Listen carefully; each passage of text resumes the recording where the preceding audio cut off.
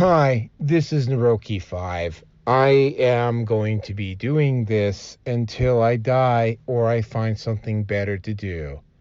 So please help me achieve this personal and, I think, noble objective by contributing to my Patreon or Subscribe Star. Link is down below. Every little bit helps. Thank you very much. All right. Hello, everybody. Welcome to the Red Pill Nation Hangout. I am your host and somewhat sane individual, Naroki5. Rircyn might be joining us later, but tonight though we got somebody who hasn't been on for a while. Always good to get a fresh point of view on some stuff that's not Rircyn. Not that I don't mind Rircyn's opinion, but it's nice to have a change up here. So it's just me and DDJ tonight, which is kind of weird because topic number 3, I think, definitely falls under the purview of both me and DDJ to a very large degree. I sent DDJ the photos of the girl, of the woman involved, and yeah, very disturbing. Ties to a well-known misandrist on Twitter, but we will get to that topic when we get to it. Again, I'm your host, Naroki5. With me tonight is DDJ. So DDJ, introduce yourself. Hey everybody, I'm DDJ. I run Misandry Today YouTube channel. I'm also on Odyssey and Rumble as Misandry Today. I'm also the author of The Feminist Lie that's been published in 2017 that I've gotten well over 100 positive feedback comments on Amazon. It's been a bestseller in multiple lists, and it's rated 4.5 out of 5 stars. But yeah, basically been MGTOW for a long time, and I'm happy to be here for the end of the year show with Naroki5. Well, I won't say this is the end of the year because there is going to be one on Sunday 416, which is going to be the year in review, but that's not an actual, well, it is a show, but it's more of a review rather than us what we normally do. For Gotcha. those of you who don't know, I am at Patreon as Red Pill Nation. I am at Facebook Minds Gab Yui part Getter. And yeah, did I mention Gap? I'm having a hard time remembering stuff. And I am also at, in order of size of following, BitChute, Rumble, which just keeps growing, MGTOW TV, Odyssey, Bredion, and YouTube. For those of you who wonder why YouTube is down at the bottom of the rung, it's because, I can't be bothered with the censorship. And I mean, it's very, very obvious based simply on the fact that my other channels keep growing, even though when I consistently put up content, and it just does not happen at YouTube. So, I really don't care what happens with YouTube. Yeah, they make they're still somewhere between 80 and 85% of the internet viewing audience. I'm going to caveat something like that because that throw a caveat in there for now. Announcement page. Yes, there will be an end of the year review and 417, which will be on Sunday, and I'll be back home, and that will be the speculative guesses and projection ahead to 2025. But yeah, we'll talk about that later. I'm also potentially experimenting with the possibility of maybe having one live stream show a week on Rumble. I will keep you informed on that. And yes, at some point, Spotify, iTunes, SoundCloud, all the usual places, I will eventually get around to doing that. It's just that is not happening right now. All right, so the topics for tonight, and there were some very interesting ones. Topic number 1, which is too bad that Rircyn's not here because I really wanted him to be on this one. Justin Trudeau appears headed for finish as ministers resign. Topic number 2, am I racist, is completely snubbed by Oscar committee. Topic number 3, school shooter in Madison was full-on misandrous feminist with connection to vile feminist on Twitter. Oh boy, was she ever. Topic number 4, Saudi Arabian man drives through Christmas market in Germany, killing several. Topic number 5, what's with all the drones over New Jersey? Topic number 6, Gamergate II Sweet Baby supporters now calling for censorship of opponents.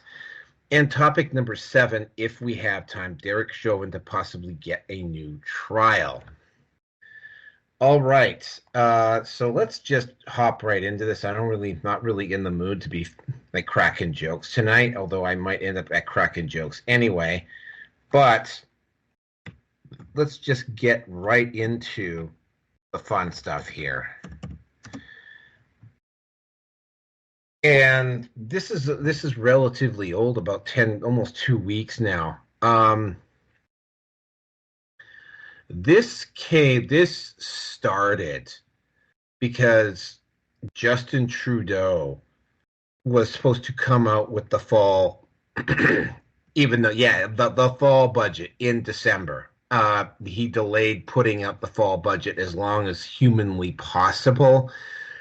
And we found out why, because instead of a $40 billion deficit in spending, there is a $62 billion deficit in spending. Now, that might not sound very much if you live in the United States, but $62 billion is a considerable larger amount when you start talking about the budget the Canadian government has.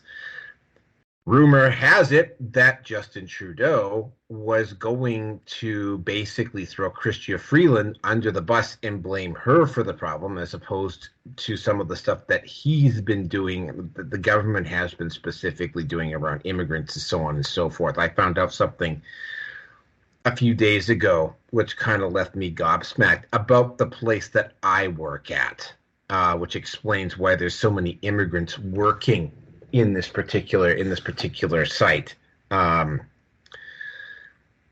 Instead, what happened is that Chrystia Freeland and a couple of other ministers resigned. Chrystia Freeland basically, and I gotta emphasize this here.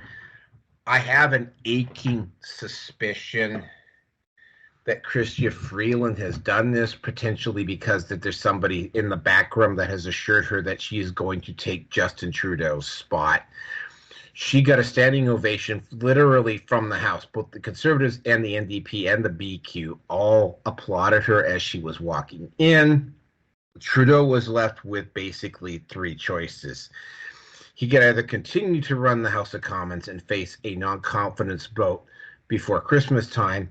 He could resign, or he could prorogue the House for a set specific period of time, and then come back. He chose option number 3.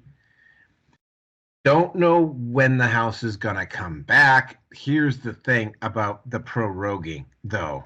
By proroguing, he's basically, like, for instance, Bill C-62, which was going to potentially take Canada down the same path that Great Britain is currently down. That bill is probably dead in the water now. Some of the other stuff that Trudeau also had planned was also dead in the water. And there's also potentially some speculation, and this is the way this is the way the mainstream media has been kind of like saying between the lines, is that his inner cabinet realized that Justin Trudeau was basically going to try to burn the House down rather than resign as prime minister or lose the election as prime minister.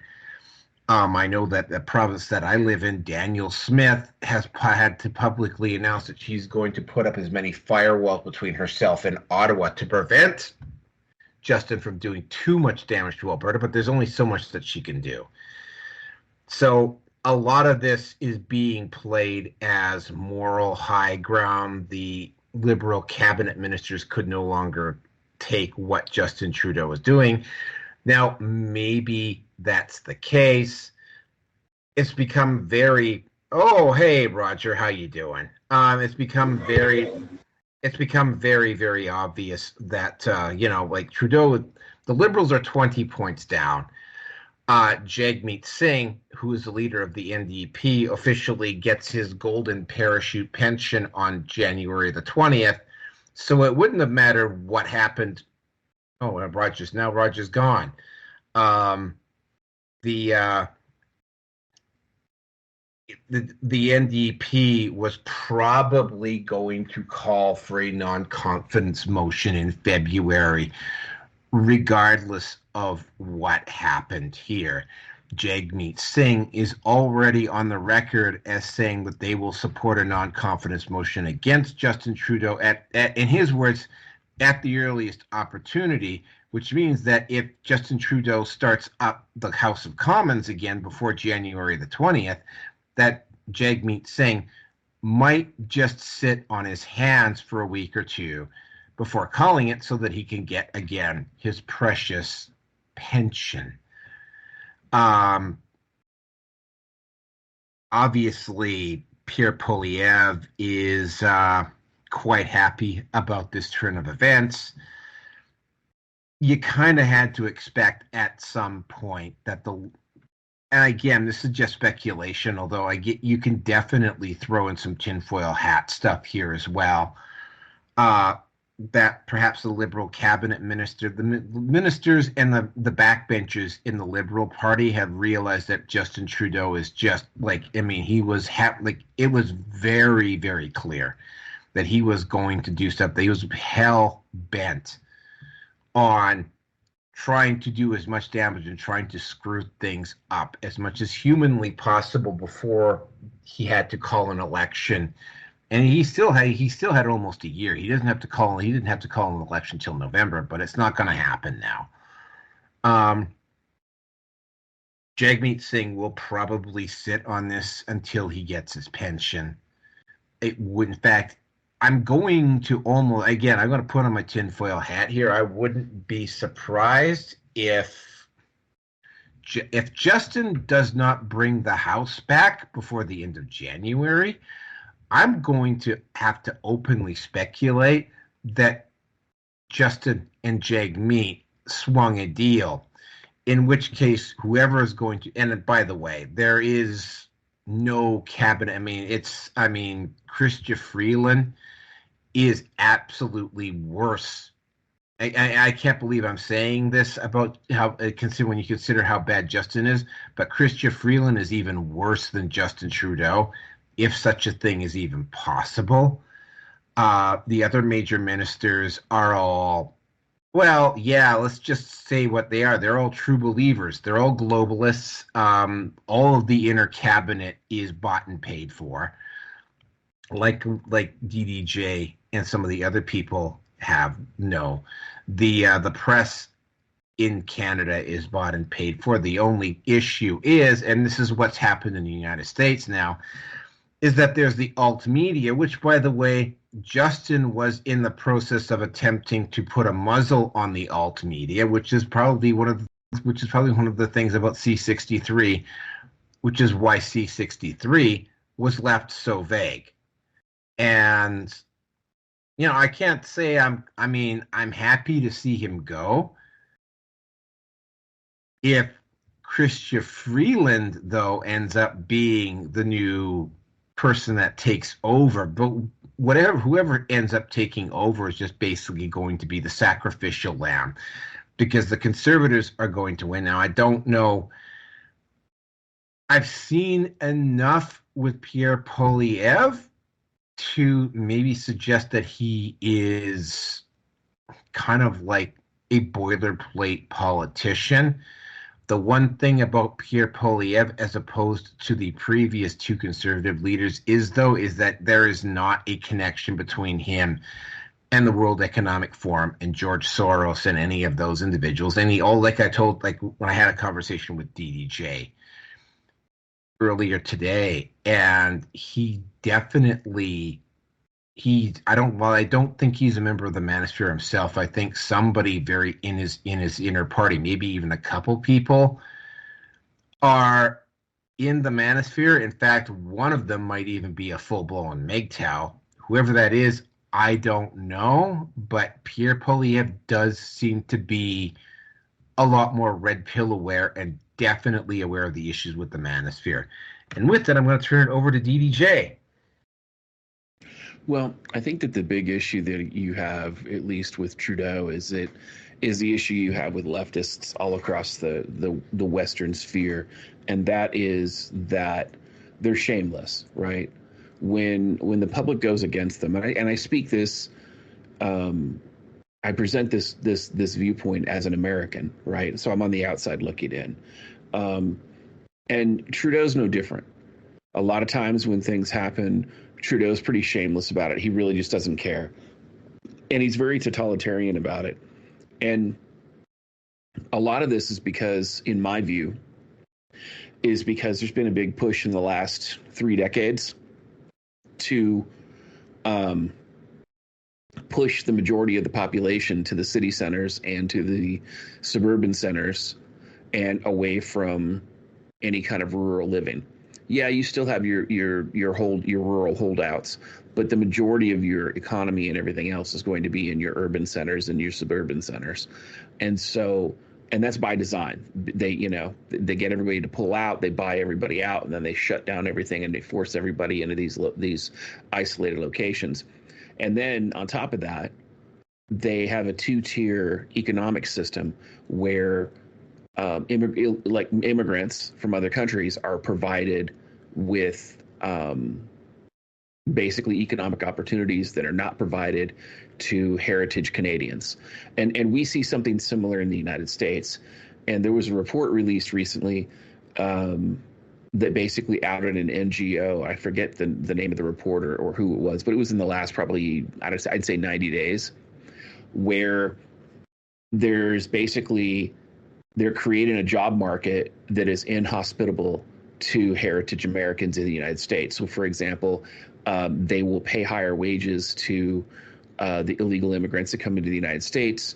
They will create job openings and reserve job opening quotas for these illegals, and they will try to house and populate them. In fact, it's gotten to the point where the companies are getting kickbacks to bring in illegals to replace U.S. workers, and then the companies are contacting small towns and saying, hey, we want you to subsidize these illegal housing because we want them as workers, right?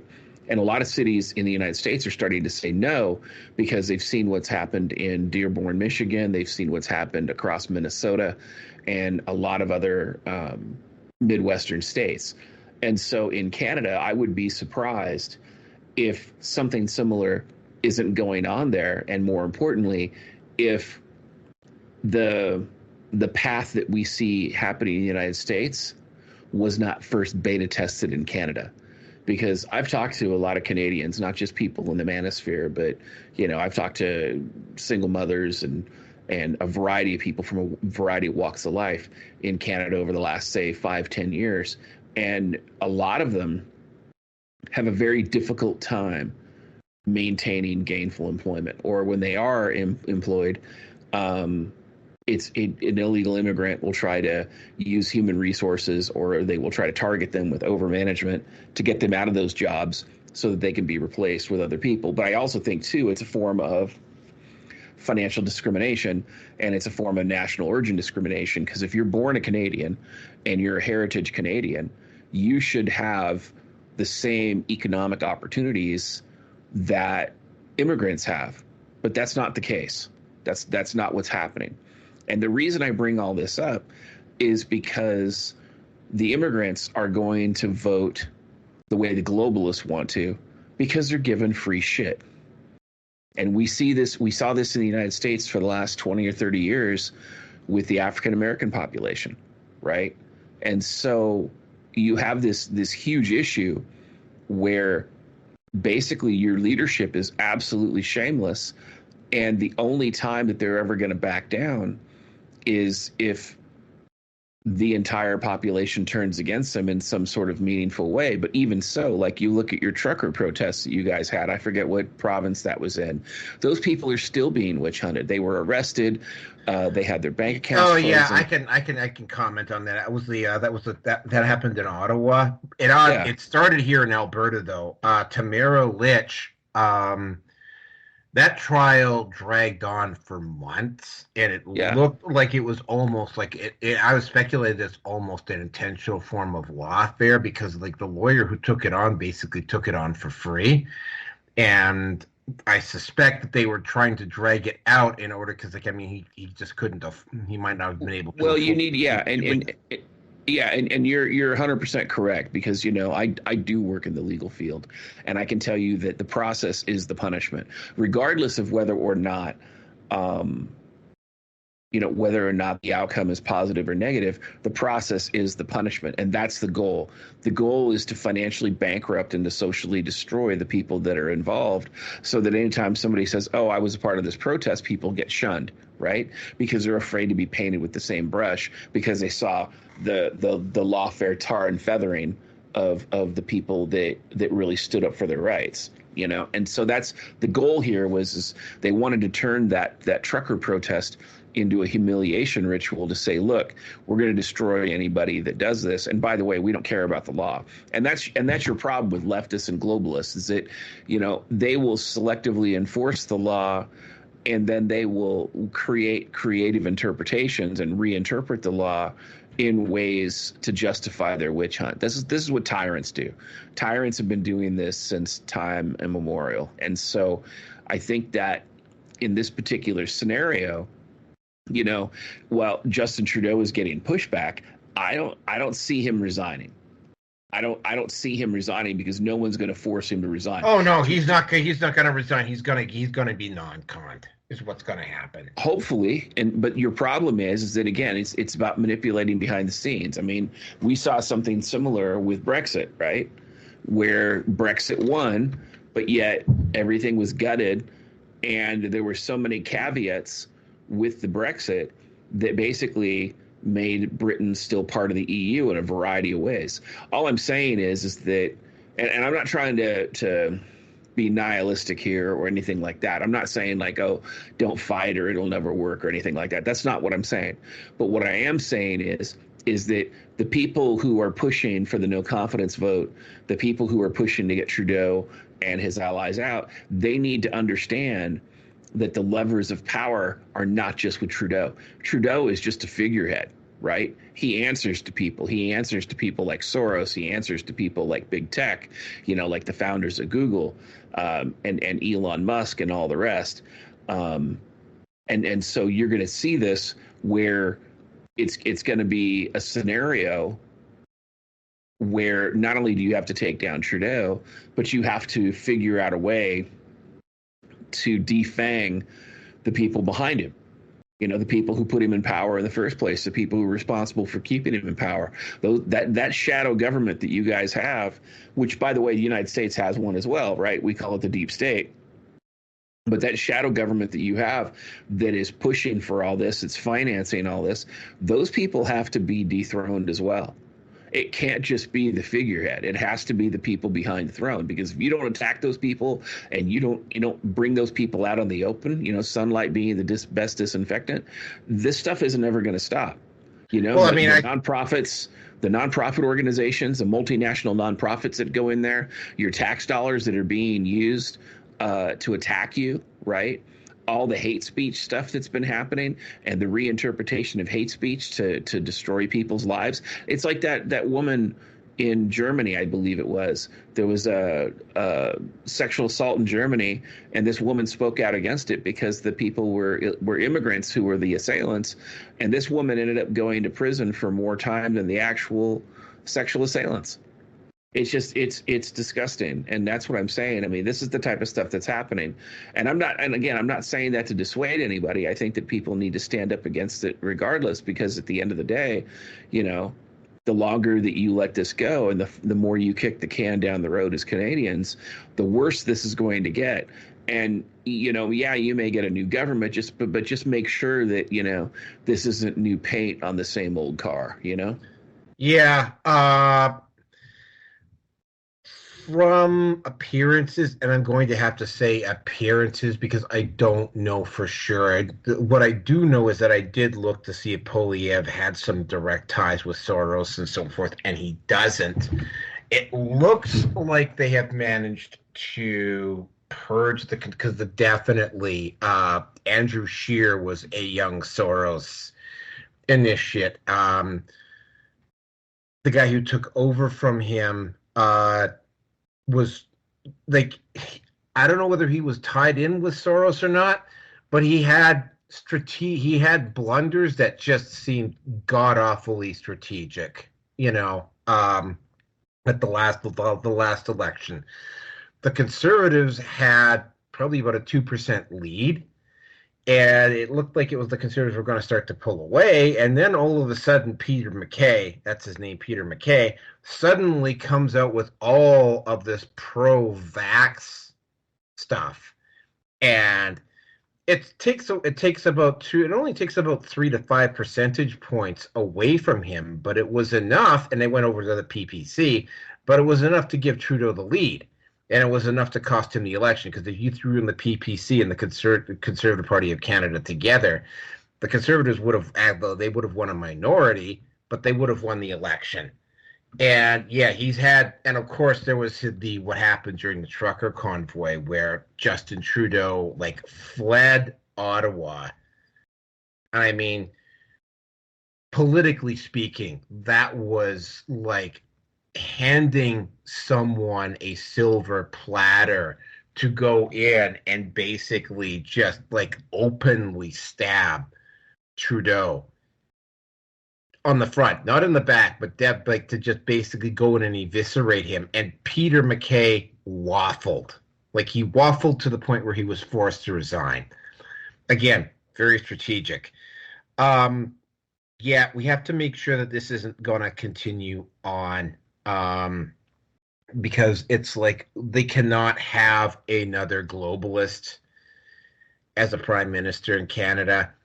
If there's another globalist as a prime minister in Canada, I can tell you there's at least 3 provinces right now that have Quebec, Alberta, and Quebec and Alberta for sure are both.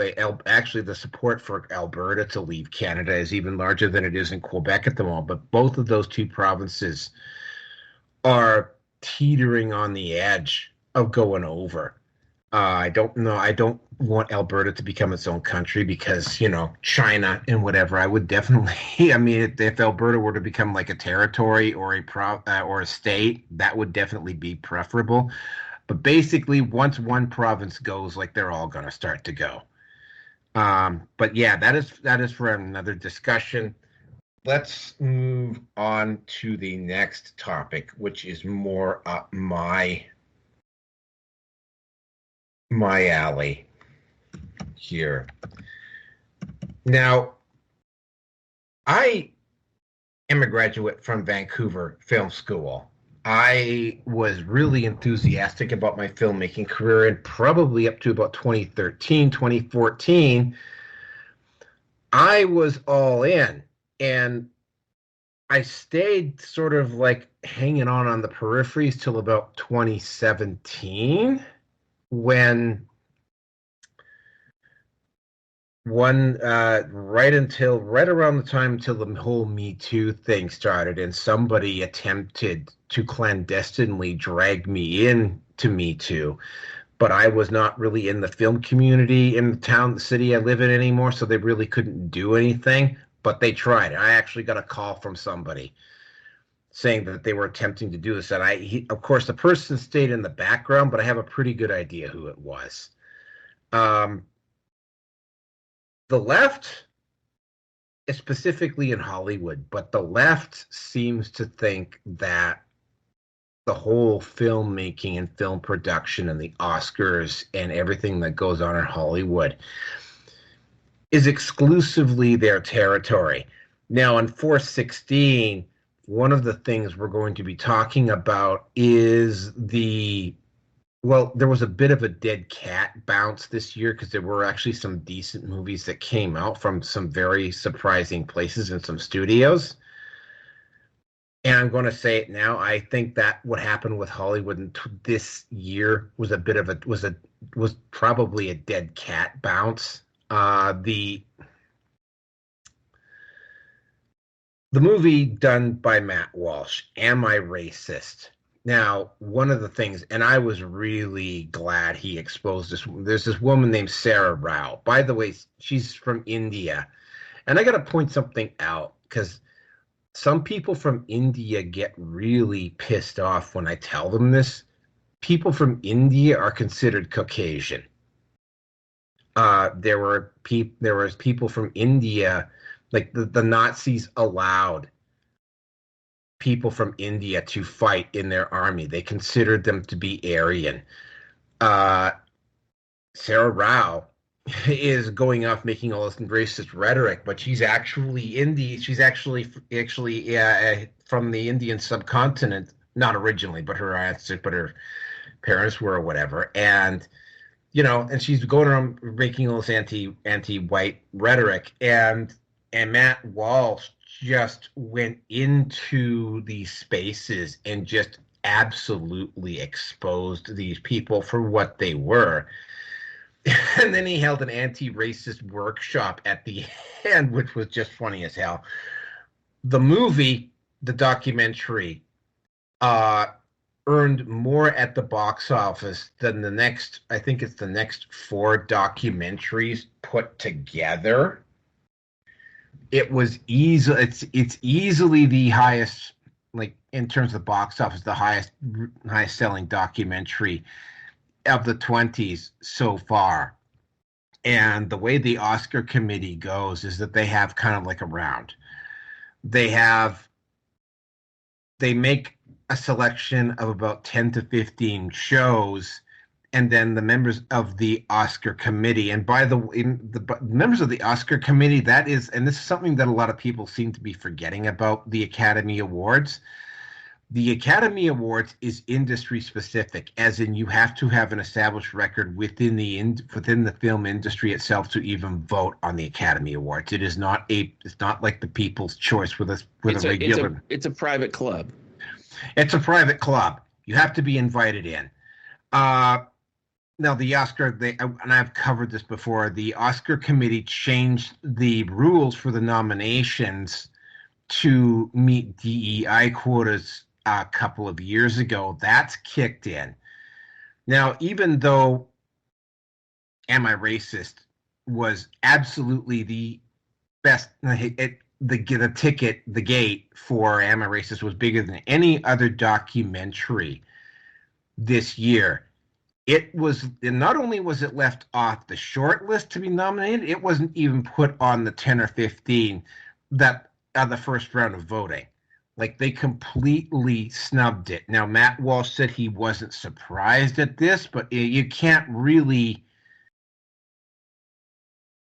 hide your disappointment. I mean, the Oscar committee could have not only did they not nominate for an Academy Award, they didn't even put it on the short list, the 15 or so movies on the first round to be voted on. And I saw the documentary, and yeah, it was funny and it was hard-hitting and exposed a lot of hypocrisy. But again, and this is something that I saw in a couple places, it's very, very clear that the political left, in particular, the globalists, seem to think that they own Hollywood, which is one of the reasons, by the way, why Hollywood is suffering so badly. I mean, I could get into some of the issues, for instance, around Warhammer 40K and what Amazon has been attempting to do with Warhammer 40K, but I'm not gonna go into too much detail about that. But it's like, I mean, there have been some famous snubs before. Hoop Dreams was also snubbed by the Oscars at one point, and that was a racially loaded movie as well. This one is kind of hard to justify, though, because of the box office. I mean, it deserved to be on the short list just because of the box office. The Oscar committee has they made this decision based off of politics and not based off of what happened at the gate. Again, this is my opinion. They should have put it on the first round of the ballot. I mean, at least, but I mean, again, even if they had put it on the first round of the ballot, if it had not received enough votes, and it probably wouldn't have, it still would have been a very visible snub if it wasn't nominated, just simply because of its box office numbers. So, in short, at least from my personal perspective, and there's other stuff going on, and when I get into 416, I will get into some of those. The increasing use of AI to bring the budgets down, the structure of how they're doing movies, a number of things. It's leaving Hollywood extremely vulnerable. And of course, like certain movies, like for instance, if you do a period piece about, say, the Russian Revolution or the War of the Roses or whatever, if you do anything that is based in Europe, that's a history piece, right? Contrary to popular belief, there was not a lot of black people in Europe for most of the time, most of Europe's existence, right? It's going to be a very hard sell, and anybody that they do try to swing in there is not going to really work. I mean, they tried to do an ad, and I was absolutely gobsmacked when they tried this a few years ago. BBC tried to bring in an Anne Boleyn that was black. BBC also tried to bring in an Achilles that was black. Also, that didn't go over very well for them. So it's like, as much as it sometimes pains me to have walked away from something that I really felt quite passionate about, I'm glad I went over to the internet, and I'm glad I started doing this podcast, because I mean, it's given me the outlet that I'm probably not going to get in the film community, because like no matter what, even if I use an alias, right? Like eventually, somebody would have put two and two together on this podcast. And I mean, I would have been finished anyway. Although the way Hollywood is going right now, there's probably, maybe not this year, but then probably before the end of the 20s, you're going to see an alternative to Hollywood come up, because Hollywood is just screaming out for something like this to happen. It just hasn't happened yet. And with that, I'm going to turn it over to DDJ. Well, I think the big issue with Hollywood, again, is that it's a propaganda machine, right? So a lot of the big movies in Hollywood are sponsored or at least funded, and they have consultants from the Department of Defense, the Pentagon, CIA, FBI. A lot of these movies that come out, especially these military movies, they're heavily pushed by these federal agencies in order to push a particular narrative. And further, Hollywood is also influenced by, again, the NGOs and the globalists and things like that. So you're never going to see,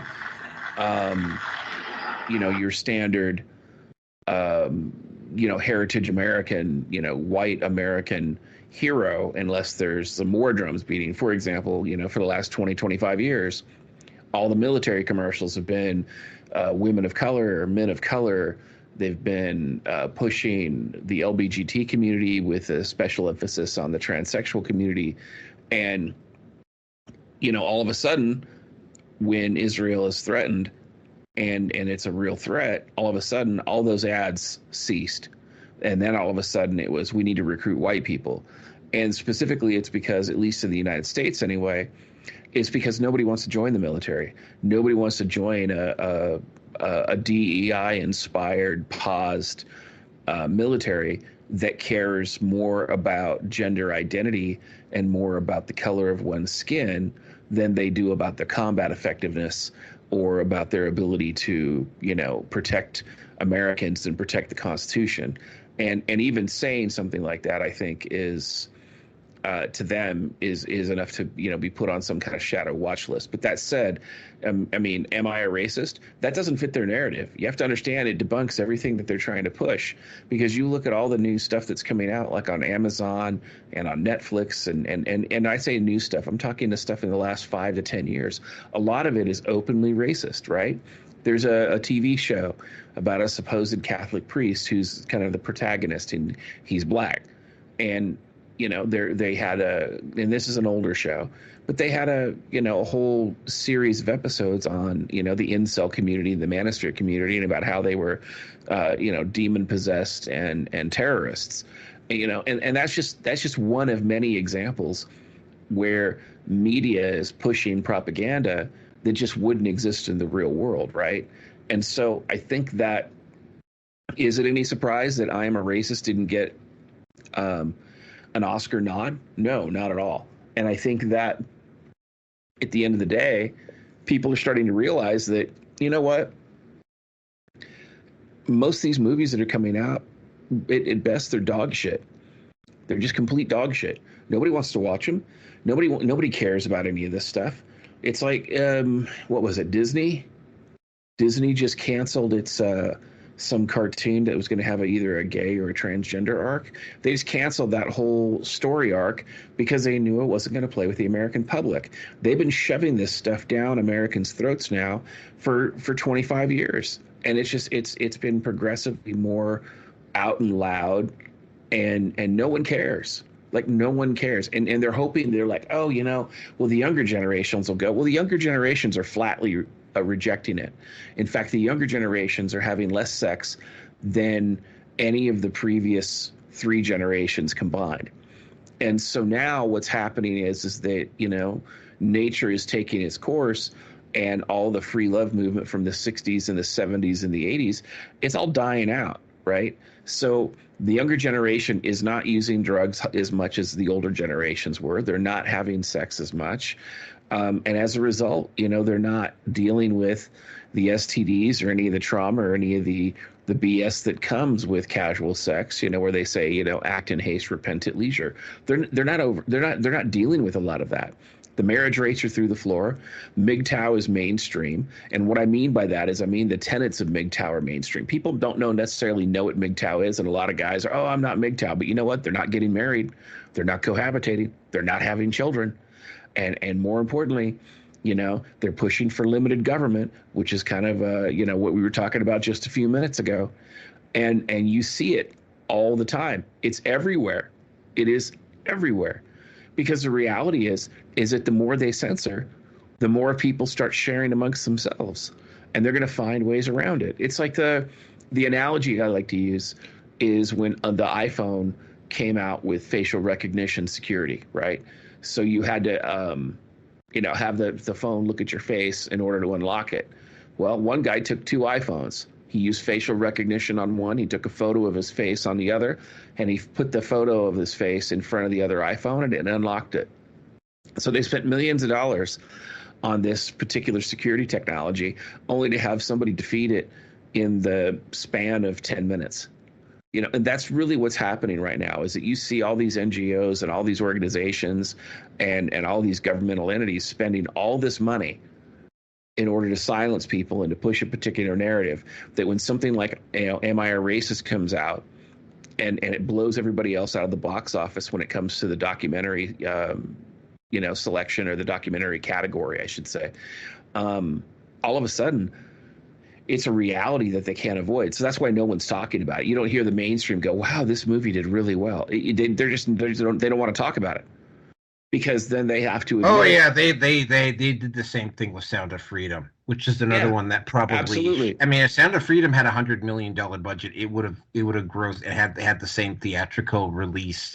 But this wasn't about the budget, right? This wasn't Yeah, about the $100 million budget or anything like that. Okay, that's all games. That budget is the $100 million budget goes to pay bribes. It doesn't go to pay the actors or a lot of these other people to make this money, right? It's like scads and middlemen, and that's what they push. They push all these middlemen can take their cut. The reason why Sound of Freedom did well is because again, it pushed directly to the people, and they were pushing for watch parties, right? Which is what Am I a Racist? I think started doing as well. They said, look, you can have a watch party, you can stream it to your house. And I think that that's the thing that people don't really understand is that, with the advent of the internet, with the advent of high speed internet, we can't be stopped anymore, right? And they're like, oh, well, Canada doesn't have access to this or that. Well, that's true.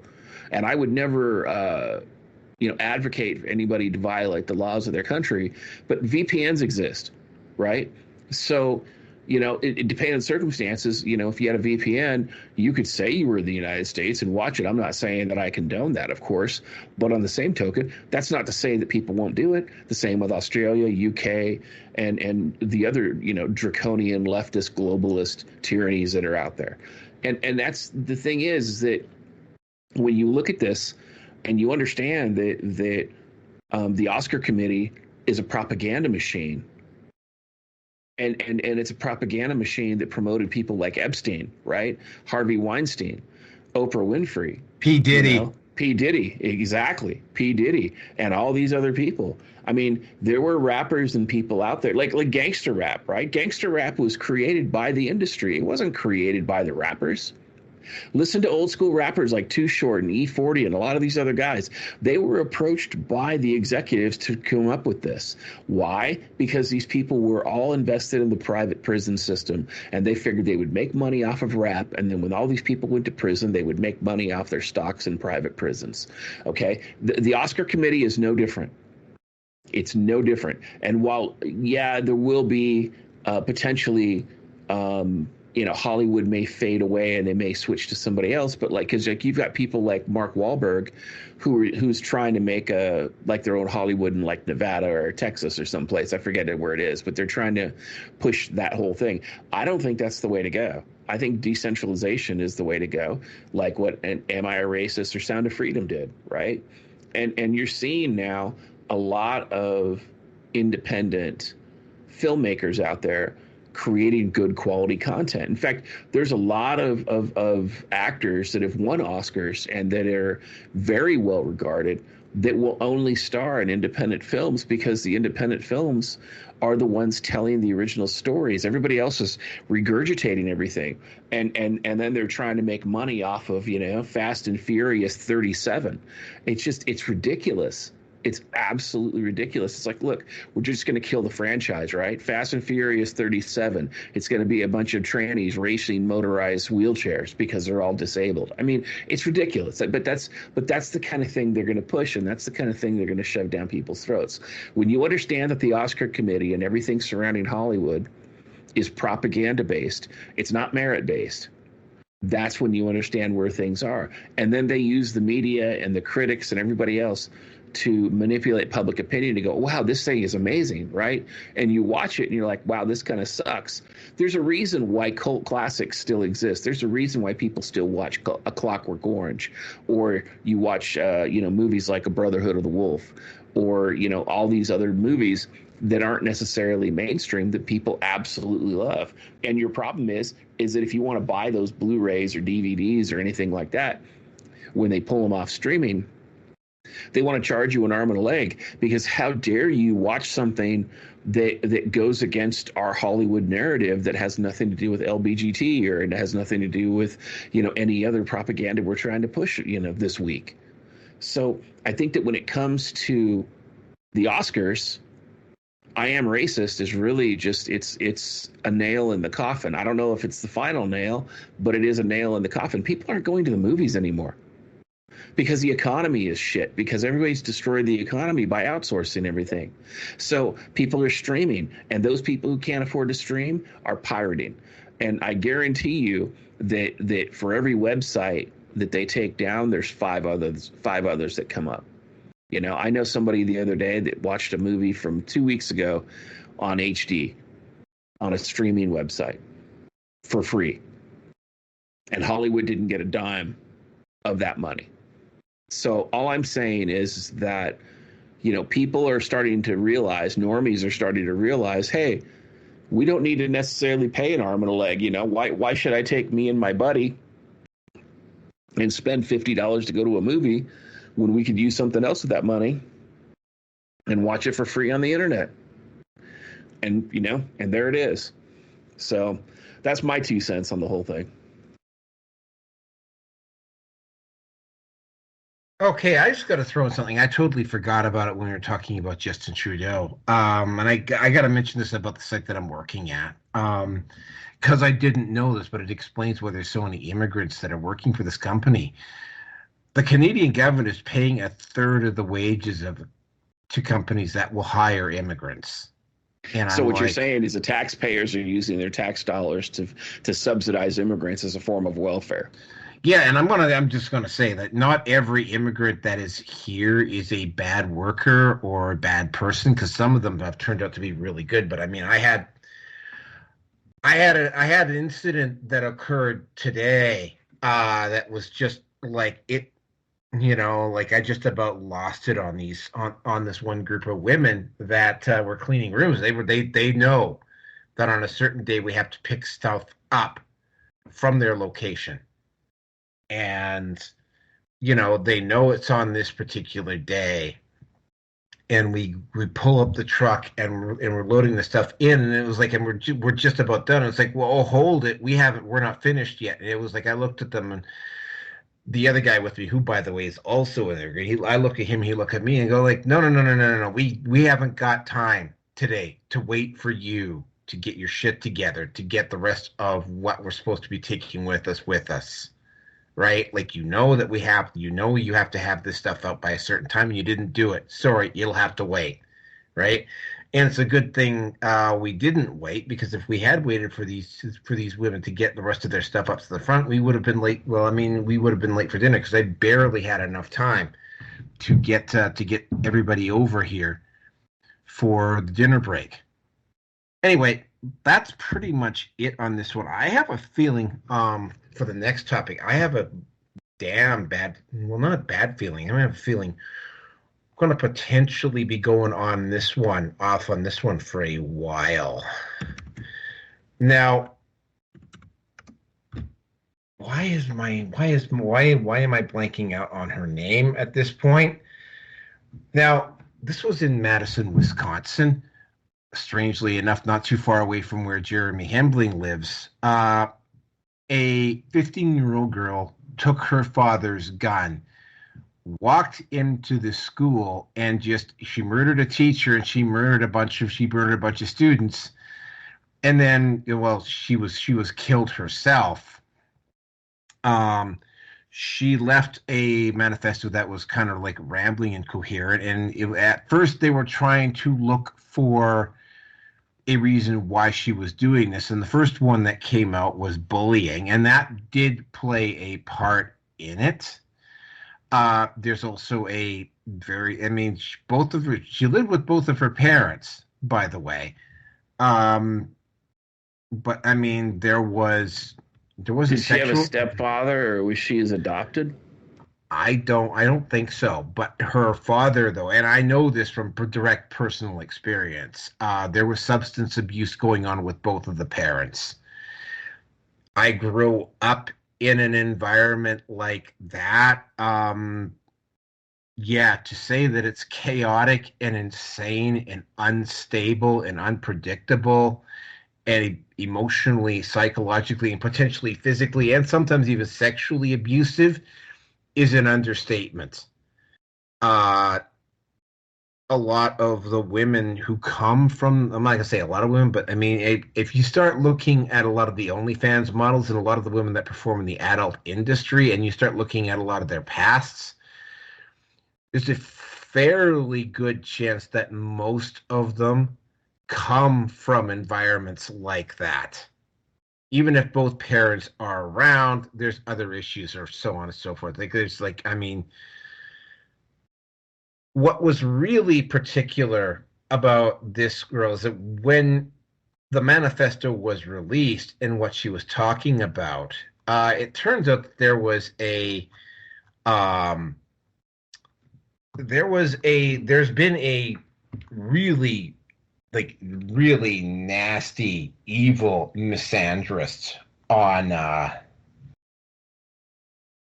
let me just find it here. I'll find those photos on Twitter that has been saying some of the most vile, disgusting things about men, and she had been doing. There's a couple of other ones that have come up over the years.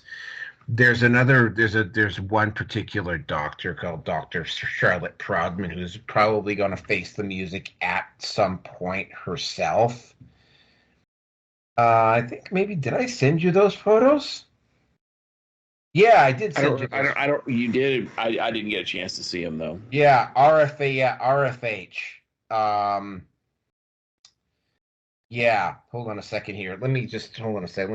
Let me just bring up the this is directly from a site that she posted. Women are the only hope for this wretched world.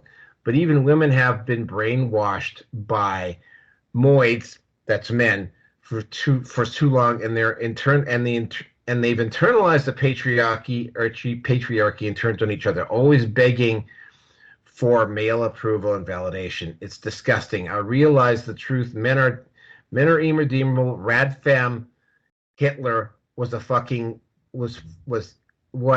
is fucking vindicated now. They can't be reformed or redeemed. They're a fucking scourge upon the earth. The only solution is to totally eliminate them and eliminate them and every force who worships these fucking parasites. Every single male must be wiped out, from babies to the elderly. Only then can women be free to create a new world. I'll be a pioneer. I'll be the first to take the first step. I don't care if they're fathers, brothers, husbands, sons, teachers, police, and especially niggers or politicians. I've been craving to kill them all. This is my mission. Only when their parasitic sludge has been expunged from this earth is when the world will be clean and will be clean and women can start over. It's the only way. In approximately 10 minutes, I should be dead. It's strange, but it feels good. That is her manifesto. Yeah, that's the manifesto that's purported to be her, because I think you and I are going to disagree on some of this, but I want to let you finish your presentation. Okay, yeah, turns out she did have a boyfriend. I believe that she is a she. RFH is. No, it's Twitter. I'm not particularly shocked that RFH was allowed to go on as long as she did. She took down her site after she was exposed. Of course, except for some women who are tied into the manosphere, and you get the occasional woman outside of it. There's been a dead thud in terms of response from feminists about this, which is absolutely no surprise on that at all.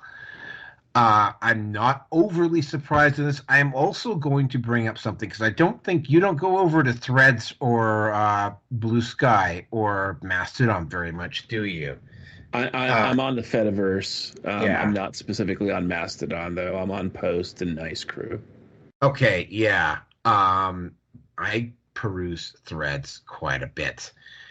After the election, I started seeing the rhetoric being beefed up by women, and some of them were and of course there are some male feminist allies who were doing the exact same thing.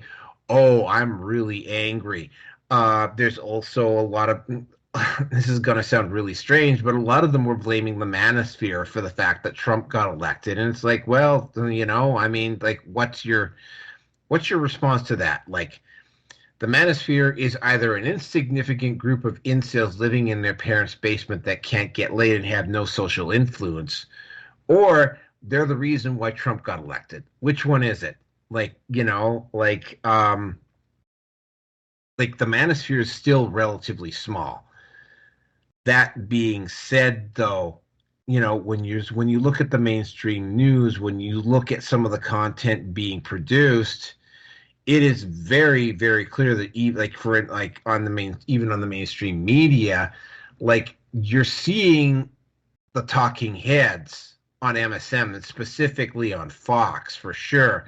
Like you're seeing them quote stuff from the manosphere and from various internet sites, in particular on Fox. And this, in isolation, this really isn't that big of a surprise, because I have been seeing in feminist circles, I am beginning to see, and this is again, we'll be talking a little bit more about this on 416. I'm beginning to see almost a form of desperation with feminists, like the willingness to resort to violence or to send people out, like other men, to act as proxies for them to commit violence. Yeah, but that's pretty common. Like that's something that women have been doing for, since God was a boy. Yeah, well, I've been noticing a significant uptake in it since after the election, and this was not that big of a surprise. FLH hit the FLH, pretty vile, disgusting human being, and can't say I'm surprised it not going to be at this, on top of what happened with Luigi Mangione, which we haven't, which we did. I was talking to you about Luigi Mangione this morning, about how I personally, actually, I think we agree on this one. I think Luigi Mangione qualifies as boilerplate incel. Like, you're going to see more acts of violence out of the left because it's suddenly dawned on them they're suddenly not as numerous or as powerful, and they're not being backed up by the state anymore, and they're getting desperate. So, potentially you're going to see a few more incidents like these. It's gonna be a very interesting 2025, and I'm going to turn it over to you. Well, I've got a different take on this, because when the shooting happened and the police were giving their press conference, their press release, someone asked if the shooter was trans, and the police officer, the police chief, or whomever was running the press conference, refused to answer. That's number one. Number two, there's only been like 5 photos of Natalie Rupnow, or whatever her name is, released to the public, who supposedly also goes by the name of Samantha. So number one, that's a red flag. Number one, you're using a false name. Number two, there's no information about the parents other than maybe she was gifted a gun. And I say she in air quotes, because I'm not convinced that this person is a female or born female. And then the other concern is that this person spent an inordinate amount of time on the internet. Now, I've run across some stuff recently with like Character AI, for example, which is being sued. Character AI got somebody to commit suicide, created some mental health problems. They're facing multiple lawsuits as a result of this stuff, because the AI is influencing these children to do these horrific things.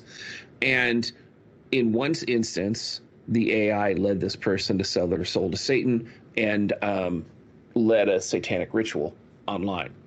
So, that's number one. Number two, there's evidence that in addition to that, she was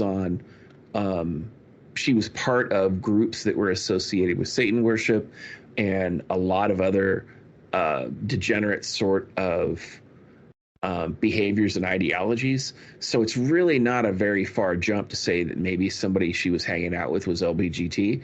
More importantly, if it was trans and they were receiving trans medications, especially because there's a lot of black market trans medication happening right now where people stock it, I should say, and then they market it to all these kids and they give it to them, and these families, they put these families together that are funded by NGOs. They're called glitter families, and what they do is they go on the internet and they start searching for these vulnerable children from broken homes, children from homes of drug addicts, like you were discussing earlier, children who basically with inattentive parents, and then all of a sudden they start providing them with these trans medications through the mail. The parents never have any clue. They never have any clue. And now there is an image of this person shooting a shotgun, but it's a back view. You can't really tell. And the back view of the person looks more like a boy in girl's clothes rather than anything else. So I wonder, because there's mental health issues related here. And I did see the photo of the dad, and the dad looks like a recovering meth head. So there are serious issues here. And again, we don't know if this kid was adopted. We don't know if this was dad or stepdad. We have no idea what's going on. But I will tell you this. I think that when the truth finally comes out, I think that there is a very good possibility that this shooter is trans, because girls don't shoot. You have to be, a female has to be completely batshit crazy to use a gun. Women don't shoot. They're not shooters. Statistically, it's so like skewed in favor of men. So number one, that's number one. Number two, this kid was going to a small Christian school where supposedly the kid was bullied. In fact, the shooter shot the teacher and shot a particular student because they were upset at them. These two individuals were targeted. Other people were shot because the person just went on a shooting spree. But also number three, the manifesto makes no sense, right? There's no history of racism. There's no history of extremism or anything like that. This isn't somebody who has a history of antisocial behavior. When you look at a lot of your garden variety racists or your garden variety, white supremacist types, right? There are no more George Rockwells, right? Most of the people are just they're tattooed skinhead thugs with little to no education. I mean, you've got people like Thomas Sowell who is very well spoken, and when it comes to white separatism, white supremacy, he conducts himself very well, but he also he lives his ideology, right? He's got a family, he's got a white family, he's got kids, he's Australian. The Australian government targets him routinely. So, but my point is that everybody knows who he is, right? So in this day and age, you have NGOs going out on the internet hunting people down who are considered racist or considered bigots and all these types of things. The ADL trains the FBI to find these people. They train the DOJ and the DOD. I mean, I've seen MGTOW in government training documents as extremists are concerned. So a lot of these things, when it comes to, these particular ideologies, why is it that this person wasn't on anybody's radar? Why isn't it, again, if this person was an extremist, the FBI would have known who they were. The DOJ would have known who they were. It's a 15-year-old kid. It's not like somebody who's super sophisticated. This isn't some like fucking James Bond secret squirrel shit, right? So why is it that all of a sudden they try to paint pass this manifesto off? I don't believe the manifesto is real, because the manifesto makes no sense. The manifesto reads like a propaganda thing, right? It's like when the World Trade Center, the Twin Towers came down, right? They melted steel and all this damage happened and the planes were obliterated. But you know what? They found the passports, because apparently passports are immune from 5,000 degree fire or whatever the fuck it is. I mean, don't ever go full retard when you're trying to do propaganda. It just doesn't work, right? And a lot of people understand that popular narrative for the 9/11, and the 9/11 report was all based on fraud. So this is the same type of thing. This shooter, you know, it was a tragedy, right? A lot of innocent people were targeted. A Christian school was targeted, and those people were victimized. But this kid was an extremely troubled kid, and they were being influenced by adult propaganda. And there have been a lot of calls of, you know, hey, we need to hold the adults responsible who were there. We do. I agree with that. But I don't necessarily think those adults were their parent, was this person's parents. I think the adults were the people online who were basically manipulating this kid and grooming this child to be a shooter. That's who we need to go after. We need to figure out what Discord channels this kid was on. We need to figure out whether this kid was on Snapchat, you know, all these different things. Why is it we don't know any of this information? Why is it that people are keeping all this information from us? Why is it that the parents aren't being talked to, or nobody's allowing the parents to speak to the public? Why all the shadow and the conspiracy? Because they're hiding stuff, you know? And the fact of the matter is that if this child wasn't trans, the police chief or whoever gave the press conference would say, no, this person was born biologically female. That's not what happened. All I'm saying is that there's a huge cover up here, and it is a dirty shoot. It's dirty from the get-go. And I think this kid was just as much of a victim as the people this kid shot. And we need to figure this out, because why is it that all these school shooters show up with all these guns that they normally wouldn't have access to, right? You have these kids that are, you know, living in places where they don't necessarily have access to a lot of firearms, and yet they show up with, you know, $5, $10, $15, $20,000 worth of high-end equipment, and then they go on a shooting spree. You know? It's like the guy who shot Trump, right? They said that guy made $3,000 a month. Okay, why was he flying back and forth to Ukraine? Why was it he was using custom rifles with custom equipment, and the guy had military training, but he never served the military? I mean, these are all, again, it's all bullshit stories to make it seem like, oh, it's just some random dude. It's not some random guy. This guy received specialist training. He sat in wait for Trump for 12 hours.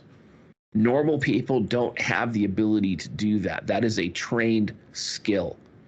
Even fanatics don't necessarily have the ability to do that in that particular way.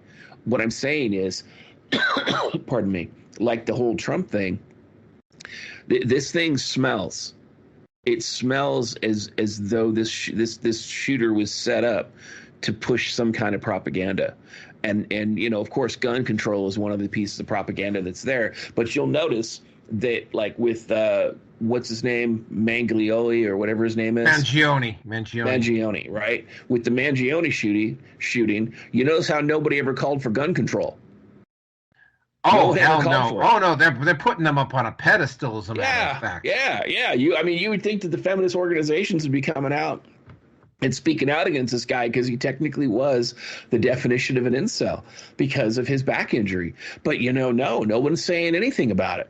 Oh, no, they get big. I was telling you this morning, they get big mad when I say Mangione is an incel. And it's like, yeah, I mean, we're kind of getting off the track here, but I will just. Well, no, I mean, it's the point is this, right? It's a compare and contrast. I mean, we're not sitting here. This isn't a tangent where we're going to start talking about Mangione. What I'm saying is that you have to compare and contrast, and you have to look at this in the context of propaganda, and you have to look at this in the context of who benefits, right? Que bono, who benefits, and that's what I'm saying is that, you know, Mangione is lauded as a hero because he shot a CEO who was white. But the second that you tell the truth about him and say, look, he was a leftist, he was an anti-capitalist, he was an incel, and he was a shooter, all of a sudden it's a problem. And you notice how nobody wants to talk about the fact that this guy also had no ability. He wasn't a gunsmith. He didn't have a 3D printer, yet he was using a custom firearm, a custom built pistol, right?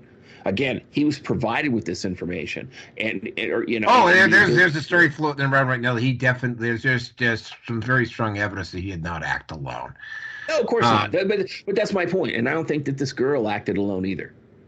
I think that she was pushed to it through these Satan groups that she was dealing with, and potential LBGT groups, and whatever her online glitter family was there, and whoever provided her the drugs there, because clearly this person has a mental health history, and it's a mental health history that the parents didn't know about for whatever reason. But that's the problem is that, I mean, this goes back to the whole scenario. It's like remember the Conan the Barbarian with Arnold Schwarzenegger, right?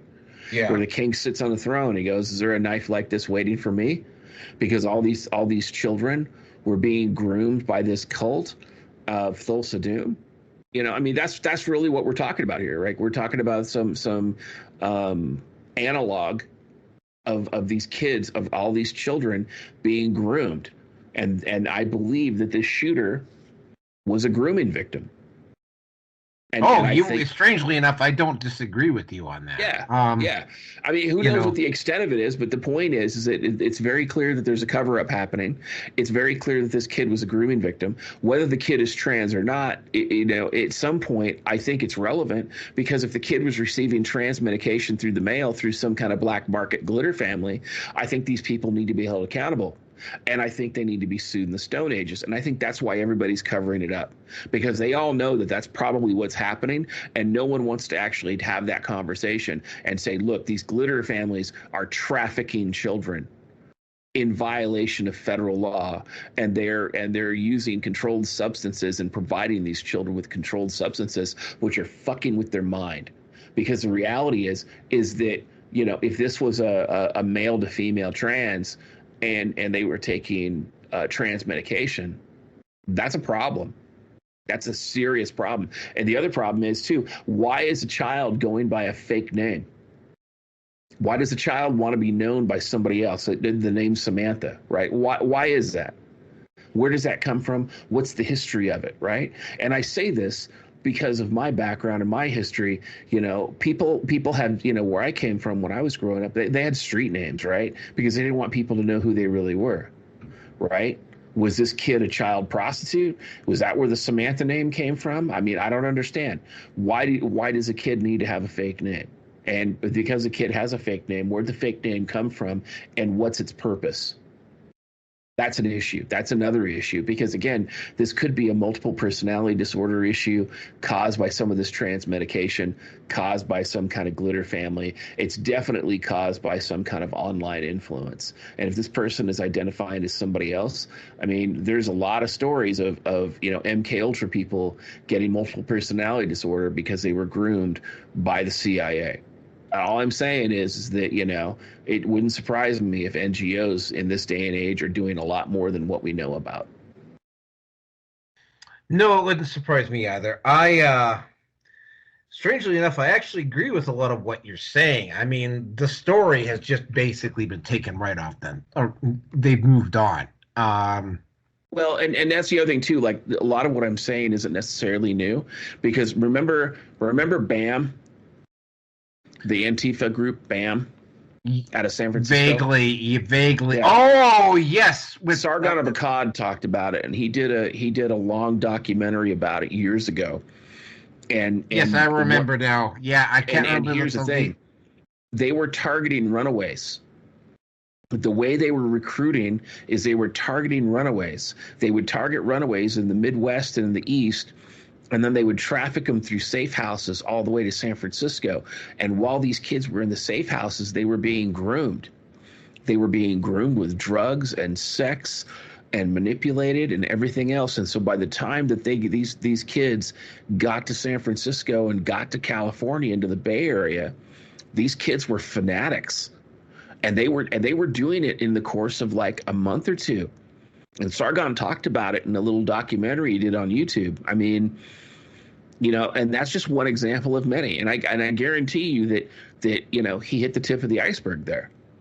Well, I mean, there was also that shooter in I can't remember what that shooter in Texas, the one that shot up the school, where the law enforcement was told to stand down. I can't remember what the name of that town was again. Yeah. I remember what you're talking about. I forget the name too, but they were told to stand down, so they stood and watched while this guy shot everybody up.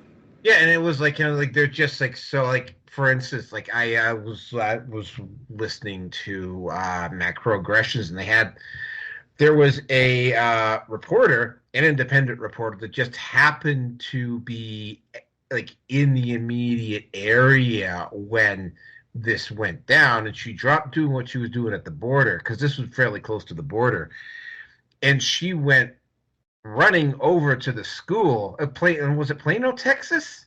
No, it was Uvalde. Uvalde, yeah. And she got there, and she got there before the FBI got there, but the FDA was there before the FBI.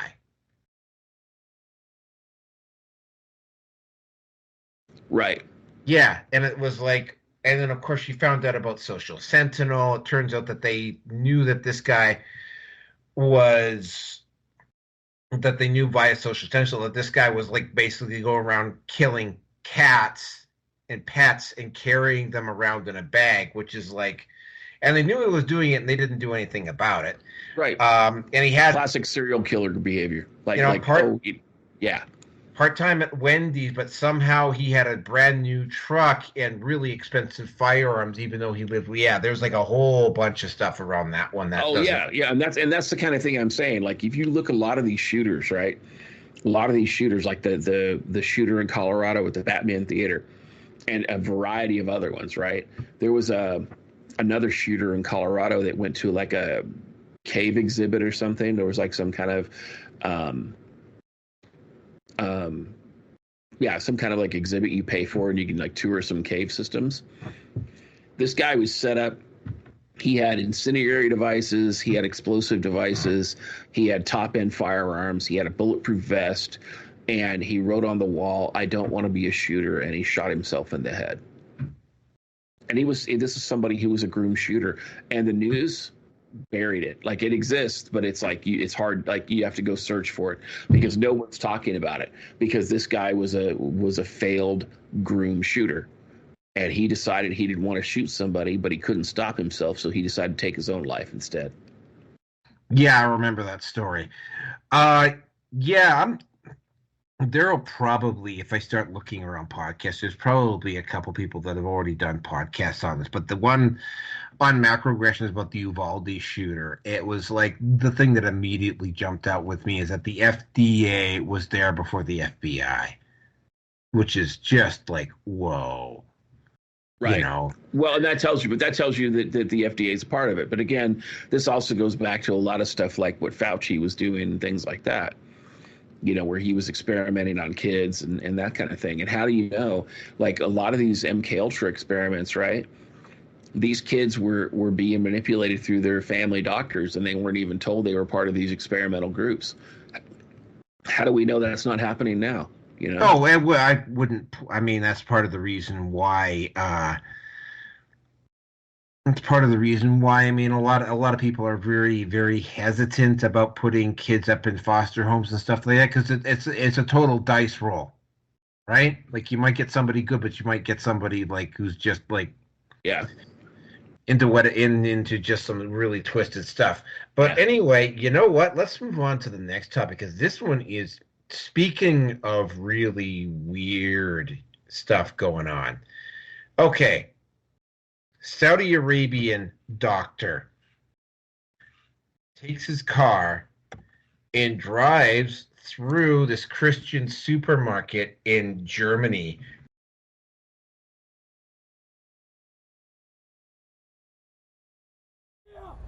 Leg dich hin! Leg dich hin! Die Hände auf die Rücken! Die Hände! Bleib liegen! Bleib liegen! Eine Bewegung! Weiter rechts! Bleib liegen! Bleib liegen! Eine Bewegung! Liegen bleiben! Liegen bleiben! Liegen bleiben! Bleib liegen! Ich sag's dir! Eine Bewegung! Vorsicht! Vorsicht! Vorsicht! Vorsicht! Vorsicht! Vorsicht! Nicht so nah ran! Nicht so nah ran! Killing it's very similar to the Waukesha event. They catch the guy, and the motive for this dude is like a complete mystery because all of the boilerplate Middle Eastern terrorist organizations are all denying that he had anything to do with them. Right, but there's also a thing called taqiyya in the Muslim religion, and a lot of people identified this guy as a devout Muslim, even though he publicly renounced his faith. Yeah. One of the one of the really weird things about this is that, you know, that's funny because I thank you for mentioning that. Is like somebody pointed out that one of the things that this particular group does is that they like to sow confusion about where someone stands. And very, very clearly, this was, I mean, because the guy, although he was a Muslim, they'd already done some background search on it. It was very, very clear that, I mean, he hated Christians and he hated Germans, even though he lived in Germany and was there working as a doctor, of all things. Right. And yeah, he was a refugee. Yeah, he was a refugee, and it was like, and he was actually doing not too badly in terms of a lot of refugees. And it's like he would just like. Now, one of the other things that has come up, and this is going to hit a very critical boiling point in Western Europe, probably sooner rather than later, and the government probably won't be able to stop it. Is apparently you're seeing like Muslim groups just basically go into these Christian or these national events in Germany and France and whatever, and they just basically they're storming in and acting like they own the place, even though they weren't even invited. Oh, that's happening. I mean, look. Remember a few years ago on New Year's Eve when all those Muslims ran through that one town in Germany and they raped 1,000 women? Yeah, Tara Rouge. Yeah, I remember that. That was 2017. Yeah. Yeah. I mean, that's all this is. This is just, it's a form of jihad for them. And the thing about it is that while, we could blame the Muslims, we still have to go back, and I know I'm beating the drum again, but we need to go back and we need to deal with all the NGOs, right? Because what happened is after Gaddafi got overthrown, all these NGOs started shipping African Muslims from Libya over across the Mediterranean into Europe. And there's these NGO ships that were being allowed to do it. And frankly, I think somebody should take some F-16s or, some Russian jets, and they need to sink these ships. Because that's really what's happening is even though these Muslims are definitely responsible for the crime that they commit in these countries, the NGOs that facilitate their trafficking and the countries that facilitate their trafficking, they're basically allowing state-sponsored terrorism because they're enabling these terrorists to go into these countries, to go into Europe and to commit these atrocities. Well, I mean, they were that's what they were. That's until Trump going. I don't necessarily. I'm not Team Trump, but I mean, it was Trump's not going to stop this. Trump is not going to stop this. Trump made deals with people, and Trump's not going to stop it. And that's the issue. Trump cares about Israel, and he's happy to use American tax dollars to promote Israel over Americans. And the reality is that, the United States is in such a piss poor state right now that we shouldn't be giving any foreign aid to anybody. But unfortunately, that's where we're at. And Canada is the same way. Oh yeah, well, I mean, they're trying to do the same thing here that they're doing in Europe. It's happening at a much slower rate. Obviously, it's much more easier to transport people from Central America than it is from the Middle East. But it's, for instance, I'm not going to I mean, I am on a list on what's I think it's WhatsApp. Yeah, I think it's WhatsApp. It's the group that there's a group on there that sends notifications to me. Yeah, it's WhatsApp. It's a group that sends notifications to me when I'm supposed to go back out to work and whatever. And there are obviously a lot of shift confirmation is what it's called. And it's like I'm the only there's only in my department, there's only there's probably about I'm guessing 15, 20 people in our department. Myself and maybe about 5 or 6 other people are not Muslim immigrants. And again, some of them are pretty good, some of them, but I mean, like a couple of them, I'm looking at their photos and like some of these people, there's one girl in particular who's outright pro fucking Hamas. Yes, of And course. she's working here. And, of course, there's nothing that I can do about that, but it's like, like they're basically trying to do the same thing in North America that they're trying to do in Western Europe. It is not going to end particularly well. And, like this, because I mean, again, right, like none of the major Middle East, again, none of the major, this is what threw a lot of them, because it's like they're trying to look for a motive for this person. And it's like none of the major Middle Eastern terrorist organizations claim to have any connection to this guy. But I mean, I've encountered, like, just the place where I work, there are at least 2 individuals on my work site that are definitely Hamas sympathetic, right? I mean, I don't think they're both women. I don't think they're going to commit acts of violence, but it's like, there's a lot of them around, and it's like you don't even necessarily have to be. I mean, Eric Rudolph, for instance, he acted completely. Again, that's a different religion. Eric Rudolph was a Christian fundamentalist, but I mean, Eric Rudolph acted almost completely independently for the most part, right? I mean, it is definitely possible that you invite some of these people over that are not even connected to terrorist groups that will just act independently. In fact, there's a lot, like, again, right? I mean, most of the people that are here on my work site are not terrorist sympathizers or whatever, right? But I mean, feminism only has like maybe 10-15% of the actual female population supporting it. Like the woke community is only like, say, 6 to 7% of the entire North American population. But I mean, they pretty much, well, not so much anymore, but they've been able to dumb down the population. They've been able to control speech. They've been able to they haven't really been very successful. They've been able to sideline a lot of stuff. They've completely destroyed culture. And when we get to topic number 6, again, kind of strange that it happened in the gaming community. Again, they tried doing this stuff in the gaming community, and it's not really working particularly well for them this time. So it's like, you don't even necessarily have to be a member of an organization. Yeah, and I think that leads into our 6th topic. I mean, if we wanted to discuss that next, if you wanted. Oh, well, we can switch 5 and 6 if you want. Yeah. But Rircyn is here now too, by the way, so he gets to go after you, DJ. No, that sounds good. That's fine.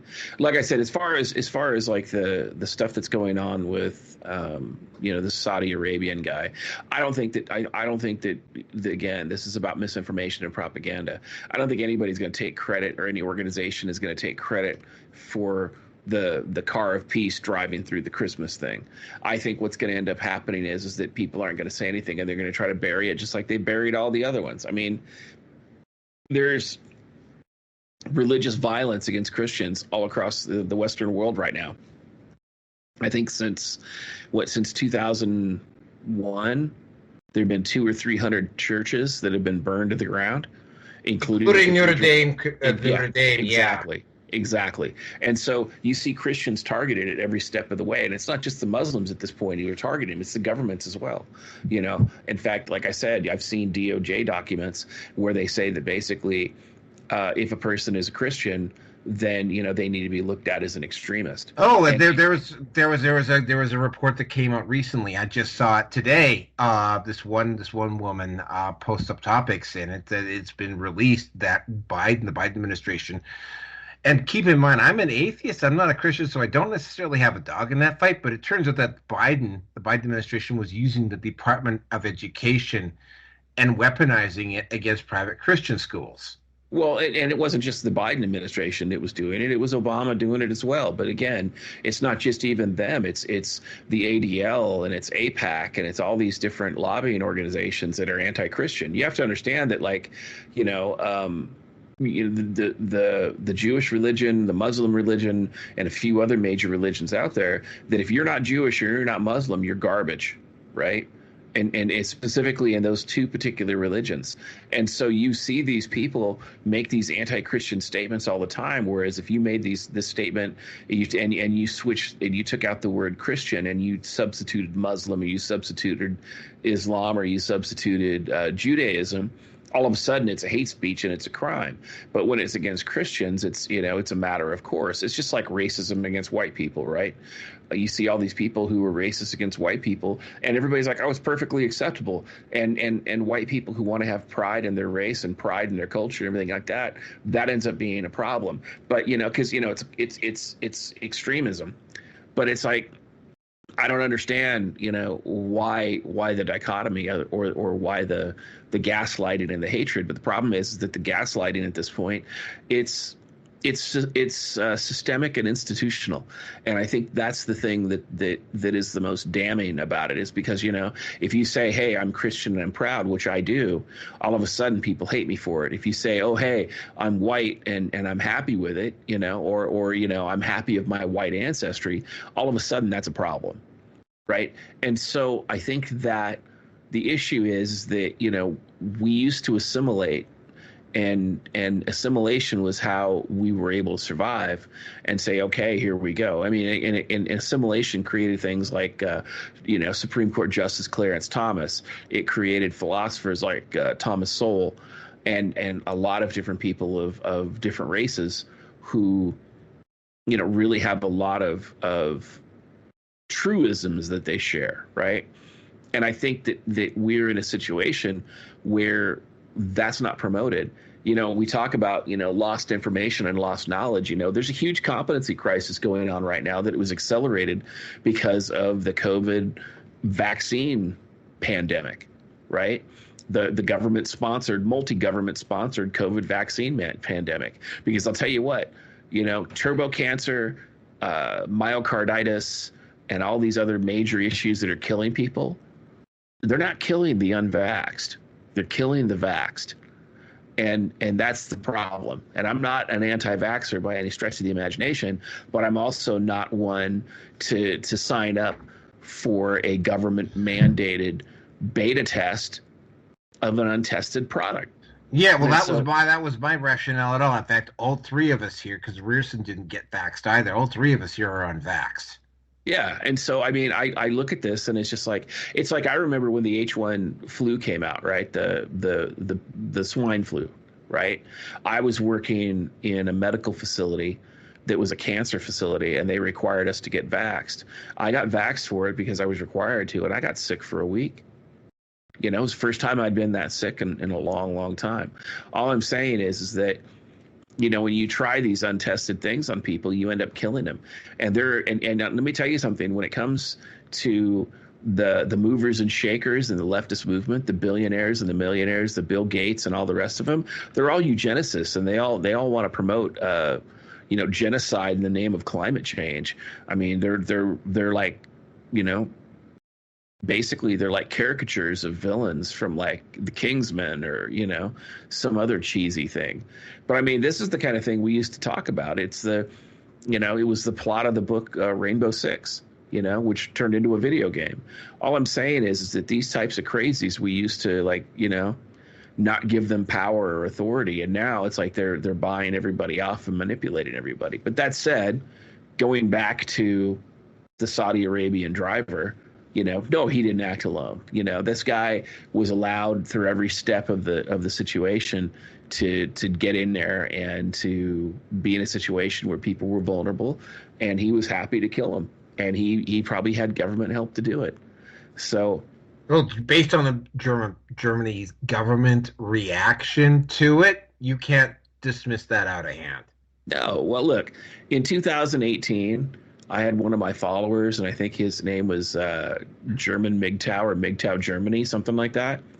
And I was doing some videos on Antifa, and he was saying, he goes, Merkel uses Antifa to silence the people that the government can't. They were her private hit squad. It sounds like the brown shirts, except under a different it's exactly name. It's exactly what it was. And so, you don't see a lot of Antifa anymore in the Western world, because most of the more extremist ones, they died in Ukraine. So, but I think that, where we are today, I think that a lot of these tragedies that happen, they're sponsored. They're created to engender a propaganda response. They're engendered to create a trauma or an emotional response so that people can be manipulated and to sway public opinion. And I think that it's completely dystopian. And, what kind of sociopath would create these mass casualty events for, in order to squeeze the levers of power a little bit harder? So, but anyway, that's my thoughts on it. If anybody else wants to weigh in, go for it. Oh, well, Rircyn is here. So, Rircyn, you're up, and then I will let you have your say on topic number 1. Rircyn. Yep, sorry about that. Just another day in paradise where I'm currently living. Okay, so I'll say this right off the bat. I'm amazed that the nationality of the driver was even mentioned. I mean, what I've seen here in Canada is that, and it'll circle back a little bit to what DDJ was going to say, and if he was going to say it, I would. But the whole reverse racism. Everybody but whites are this, that, or the other thing, and white people are all of that. Because, I mean, when something seems to happen, normally the ethnicity or the religion of the person involved is usually kept out, unless that person happens to be white and typically male. And I mean, I've heard rumors of Merkel possibly being Hitler's daughter. Who knows? At this point in time, anything's possible. Like, it really is. I'm not going to go on that one. Although she does kind of look. She's not the nicest of looking women. Even when she was still in power, just before she left. Although she does kind of. I think I can see it. Let's be honest. Yeah. Nobody would ever wish to have their worst enemy sleep with this woman, because she's technically a woman because everybody identifies her as a woman, but I mean, she's like an erectile dysfunction commercial poster girl. No, there's nothing feminine about her, and I don't think there ever was. No. Well, I mean, this is going back to the manosphere. This is a comment that was said about Angela Merkel a few years ago. Because again, right? Because women, how come men shouldn't be going after women of status? And it's like somebody said, it's like, because both Theresa May and Angela Merkel were in power at that point. It's like somebody said, look, man, you don't see football, aka soccer players, desperately trying to get in with Angela Merkel or Theresa May. Well, Robin Williams actually put it very well, like with Margaret Thatcher. You wouldn't want to fuck her, but you wouldn't want her to fuck you. Right. Well, I mean, Thatcher was way better looking than Merkel, which is saying much about Merkel. It also kind of says a little bit about you, Naroki. So there's that. well, looking back, the pictures of her in the early 70s, late 60s, she wasn't bad looking. She just no, I wouldn't. Yeah, I mean, you know, a 12-pack would have gotten it done. So, A lot of liquid courage for that one. right, liquid something. That and the extreme low light conditions would probably. Well, I mean, I don't think I'm out of line in saying that Thatcher is better looking than Merkel. Look, if you take a look at all of them in their prime, right? Yeah. Thatcher's mid. Thatcher was the best of the worst. Yes. Yeah, that would be a good. That's a good way to sum them up. Anyway, good way. And to go back to the infamous quote from Schwab, the penetration, of the Trudeau government. You can't tell me that he and people like him don't have the politicians around the world, except, well, they have their attempts within Russia, but that's why there's that authoritarian government going on there. But they have their fingers in the government everywhere. Fingers, ticks, tentacles, whatever. Take your pick of appendage. And it really is it's not terribly surprising. I mean, the immigration that's happened within Canada has gone downhill and gone downhill fast. There was an interview that Jordan Peterson had with Terry Glavin, something like that. I think I've heard of the guy, but I don't recognize him. There was someone that was the Canadian ambassador to China, and he was pushing Trudeau to open up Canada to 100 million people by 2050, I think it is. So, and it's causing the economy to collapse. There was Montreal when Hamas, pro-Islamic, whatever, riots were going on, and that's when the looting also happened in Montreal when he was at the Taylor Swift concert. So the breakdown, I see the similarities in the breakdown of society with what happened with that Arabian driving through and what's happened within Canada. So it's really, to me, they're one and the same. It's just a different location. Well, you import the third world, you become the third world. Well, I'm going to be polite to say maybe we become the second world, but yes, I completely agree with you, and that's more or less what I've been saying. Making some comments that are political in nature with what's going on in Canada right now. It's like, yeah, first world, Canada, plus the third world, and you get the second world at best.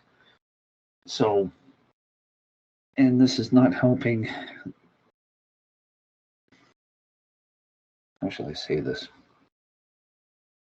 Looking at the attitudes of the modern women in North America, in Europe, especially Australia, with the low birth rates, I mean, the dumb bitches are complaining about things being bad already as it is. If things don't change in 2 generations, this is going to be the best of the worst times that women are going to be headed towards. And I'm not going to be terribly sympathetic. The sperm counts are going down. I mean, I thought this was a uniquely North American phenomenon or a uniquely Western phenomenon. No, sperm counts have been going down everywhere. Yep. But that's just because of the lifestyle choice pushes, and it's also because of the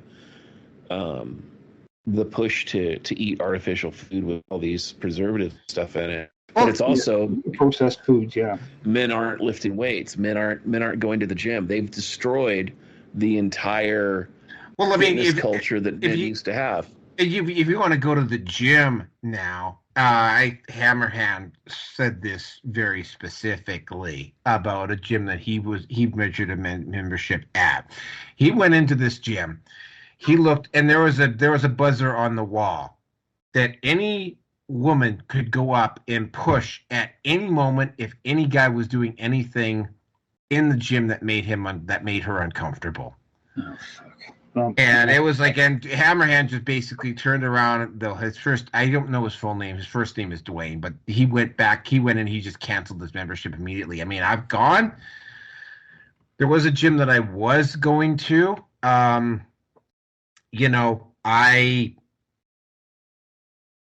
Yeah, again, right? So there was an incident. Yeah, you weren't here for that, DJ, but I was talking about it last on the last show. But I mean, there was an incident at that gym that kind of like, I mean, I just walked past this woman. I just made incidental eye contact with her. I went, grabbed my weights, walked past her again, walked over, and the next thing you know, she's calling her male friend over, and the guy's giving me the hairy eyeball, and it was like yeah, it was uncomfortable because it was like, yeah, she made it all about her, right? And it was like, what? I walk past you, pick up a couple weights, make incidental eye contact, and I go back to where I was, where you've seen me for the past half hour, but it's all about you. That's where you wear sunglasses, so you don't. So that's one less thing that they can't nail you for. Oh yeah, well, I mean, I got a story about that as well, but we're kind of like getting off topic here if we talk about that. Is there anything else you want to add on about this topic? Because we're going to be talking about Gamergate II Sweet Baby next. Okay. Yeah, I'm going to jump on topic one. Okay, so yes, topic one. Yeah, that was the one that I specifically wanted to hear you for. Topic one, then we'll move on to topic. I was going to anyway. I was going to do it anyway. The last thing I'm going to say about this whole thing. So basically, at the end of the day, this is all social engineering, and you will have to. Albert Pike had basically back in 1871 wrote about what would become World Wars I and II, and then World War III. And World War I was basically England and America were incorporated, and it would basically help break Russia to bring in communism. World War II would be the breakdown of Europe and to bring in Israel. And then World War III, if it goes through, I don't know yet, is all about Israel. The Jewish faith, the Hebrew faith, whatever you want to call it, is going to go to war with Islam and bring the Middle East under Israeli. I would expect that Israel would basically be able to expand out, and the only way that they can do that is with America fully supporting them. So, will it happen? I don't know. The U.S. doesn't have the troops. The U.S. hasn't been combat ready in 24 months. And with all the social justice and DEI in the military, they're dumping planes into the sea. Really? Really. They just had a friendly fire incident where 2 jets in the Red Sea got shot right after takeoff. And then on top of that, in the Pacific Ocean, there was some female pilot, diversity hire, and she tried to land on a carrier, dumped it in the water. I mean, there've been all kinds of friendly fire incidents. How about the DEI, this naval sea captain from New Zealand who managed to sink the ship she was captaining? Oh yeah, the most valuable ship in the country. I mean, but that's happening all over the West. And your problem is that, like, you want to talk about how Israel wants to do these things. Okay. You know what they did in Yemen? And it's a tangent, but it's an important one because it's relevant. So what they did was they took a bunch of trees, the logs from the trees, and they carved them into missiles. And so when the United States sent over drones, they said, oh, look, there's a missile launch site, right? And they were shooting wood. They were shooting these wooden props, and the very next day they spent 3 days carpet bombing Yemen. Okay, it was the United States and the United Kingdom. They carpet bombed the shit out of Yemen, and the very next day Yemen shot missiles in the Red Sea and was hitting ships. They've sunk multiple ships there. They did damage to the Eisenhower, but the U.S. people don't really know about it. But the Eisenhower suffered damage. They had to go into dry dock for repairs and leave. And now the United States is trying to do all these different things to save face. But the reality is that the Israeli troops, they issue their troops diapers because they pee themselves. Okay, these people are not like. They're not ninjas. They're not Halo Master Chiefs or anything like that. These people are just, they go in there with this superior air power, and the problem is that the second that they fight a symmetrical enemy, they get wrecked. Look at what's happening in Ukraine. Ukraine is a perfect example. The Russians are rewriting the rules of war. You don't think they're exporting that? You don't think everybody else is taking notes going, we should be doing that too? I mean, probably, yeah. Look at what the Afghanis and the Iraqis are doing. The Israelis do not have the numbers to do anything other than surgical strikes. And everybody's starting to realize it, and they realize that the United States is a paper tiger. And let me tell you something. Trump being in office is not going to increase recruitment numbers. They could take away the DEI, they could take away all the LBGT and the tranny officers out of the military, and you will still not get men signing up for the military because the social contract between men and women is dead. Well, I mean, Terrence Pop goes into this all the time. Yeah, he talks about. Yeah, but I mean, when you look at it, right? Like you look at Vietnam or you look at World War II, we were a Christian nation back then, and so we were able to motivate young recruits through a combination of Christianity and get married and come back a war hero type of thing, right? Yeah. And you can have a wife and kids and car and house and everything else. Nobody's doing that now. Nobody's doing that. You got people who are renting tents, right? Renting tents for $1,000 a month in certain places. And in order to purchase a house, an average house in the United States, they say you need to make between $110,000 and $150,000 a year. The average wage, per capita wage in the United States is $40,000 a year. So those numbers don't add up, right? And the military is at the lower end of the pay scale. So while Israel might try to push this stuff, it's not going to happen. We don't even have the missiles or the equipment to send to Israel because we've already sent it to Ukraine. And I think it was Yemen. It was either Yemen or Hamas. I forget who it was. But I think it was the Houthis. And they shot a hypersonic missile into Tel Aviv. I think it hit a playground or something. It didn't cause any casualties. But the fact that they were able to do that and make the Iron Dome look completely retarded is... I mean, it's a game changer, right? It's a serious game changer. And so these people don't understand that, these Muslim extremists can't be reasoned with. You're not Islamic. They're going to kill you. And even if you convert, they're probably going to kill you. Okay, Rircyn, topic one. Before you move on to 5, 6, and 7, yeah. Okay, go ahead. Okay, so Trudeau appears to be his career is over. Okay, so again, when Trudeau, out of the blue, flew down to Mar-a-Lago unannounced on his itinerary, and he basically walked away.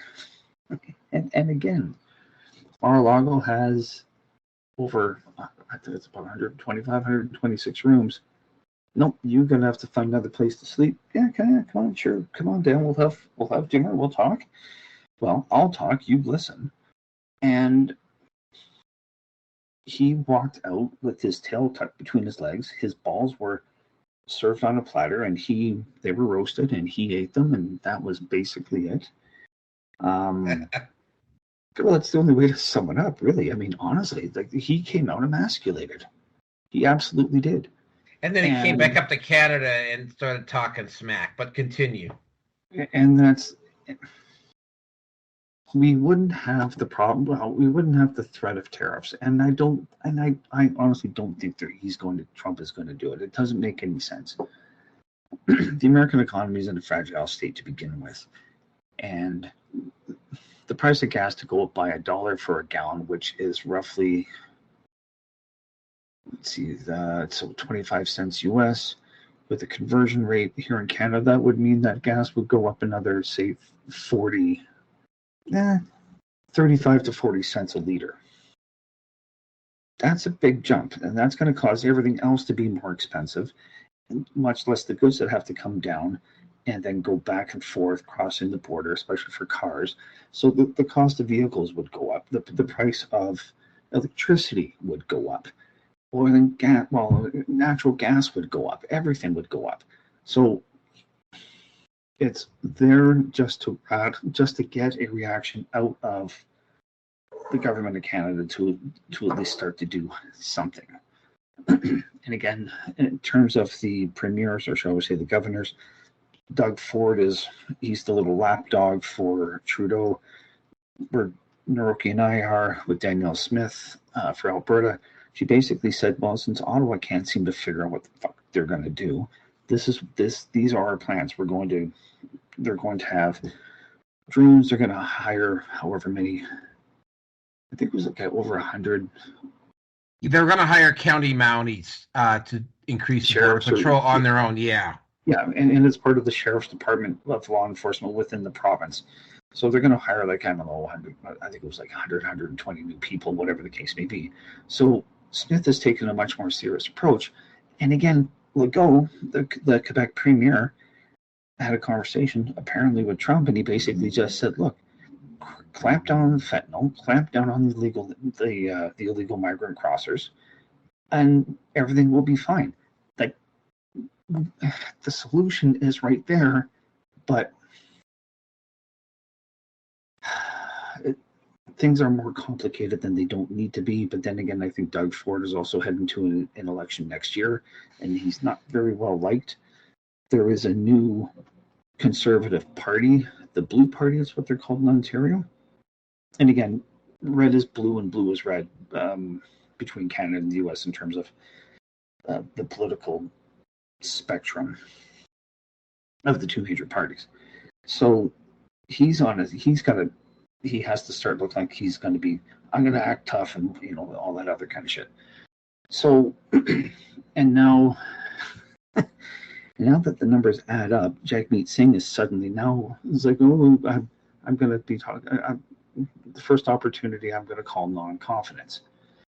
Probably not going to happen. I mean, well, not before January 20th anyway. Well, no, exactly. So his pension at this point is secure, and his seat looks like he's going to be walking out. I hope he sticks around, because I'm going to send my MP an email to basically say, hey, look, since you guys in theory work for us, why you guys get such a beautiful, lovely frickin' pension, and the rest of us have to scrape by, and we're screwed. And meanwhile, you're the pigs at the trough, gobbling everything up. You guys I want to see someone from the Conservative Party table a bill that reforms pensions for the MPs, and simply put, they get it when they turn 65, just like freaking everybody else. And it's going to be, I'd like to see it based on the same structure of what we do. That's it, end of story. I don't freaking care. I don't care how much more work you guys have to do and all of the compromises and whatever else.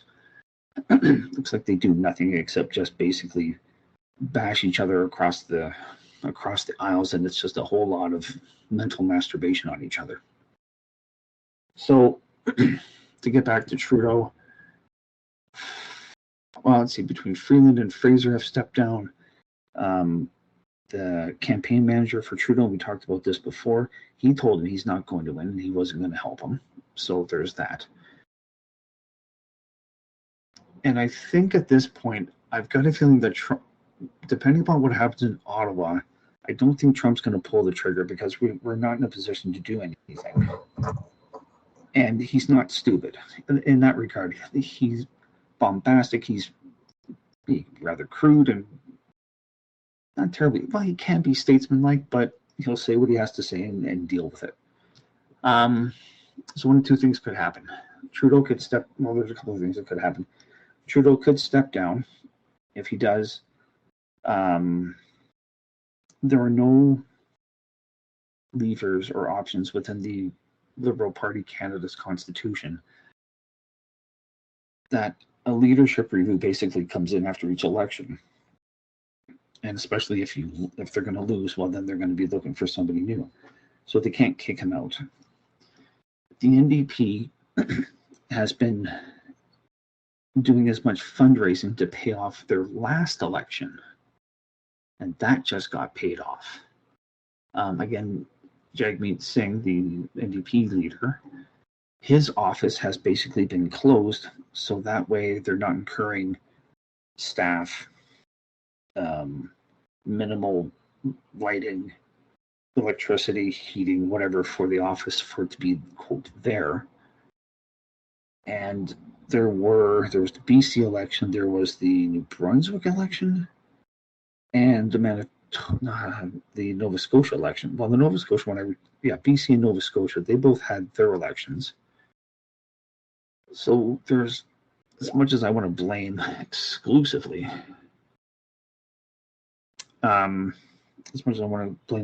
this whole thing for Jagmeet's pension, it's not just that.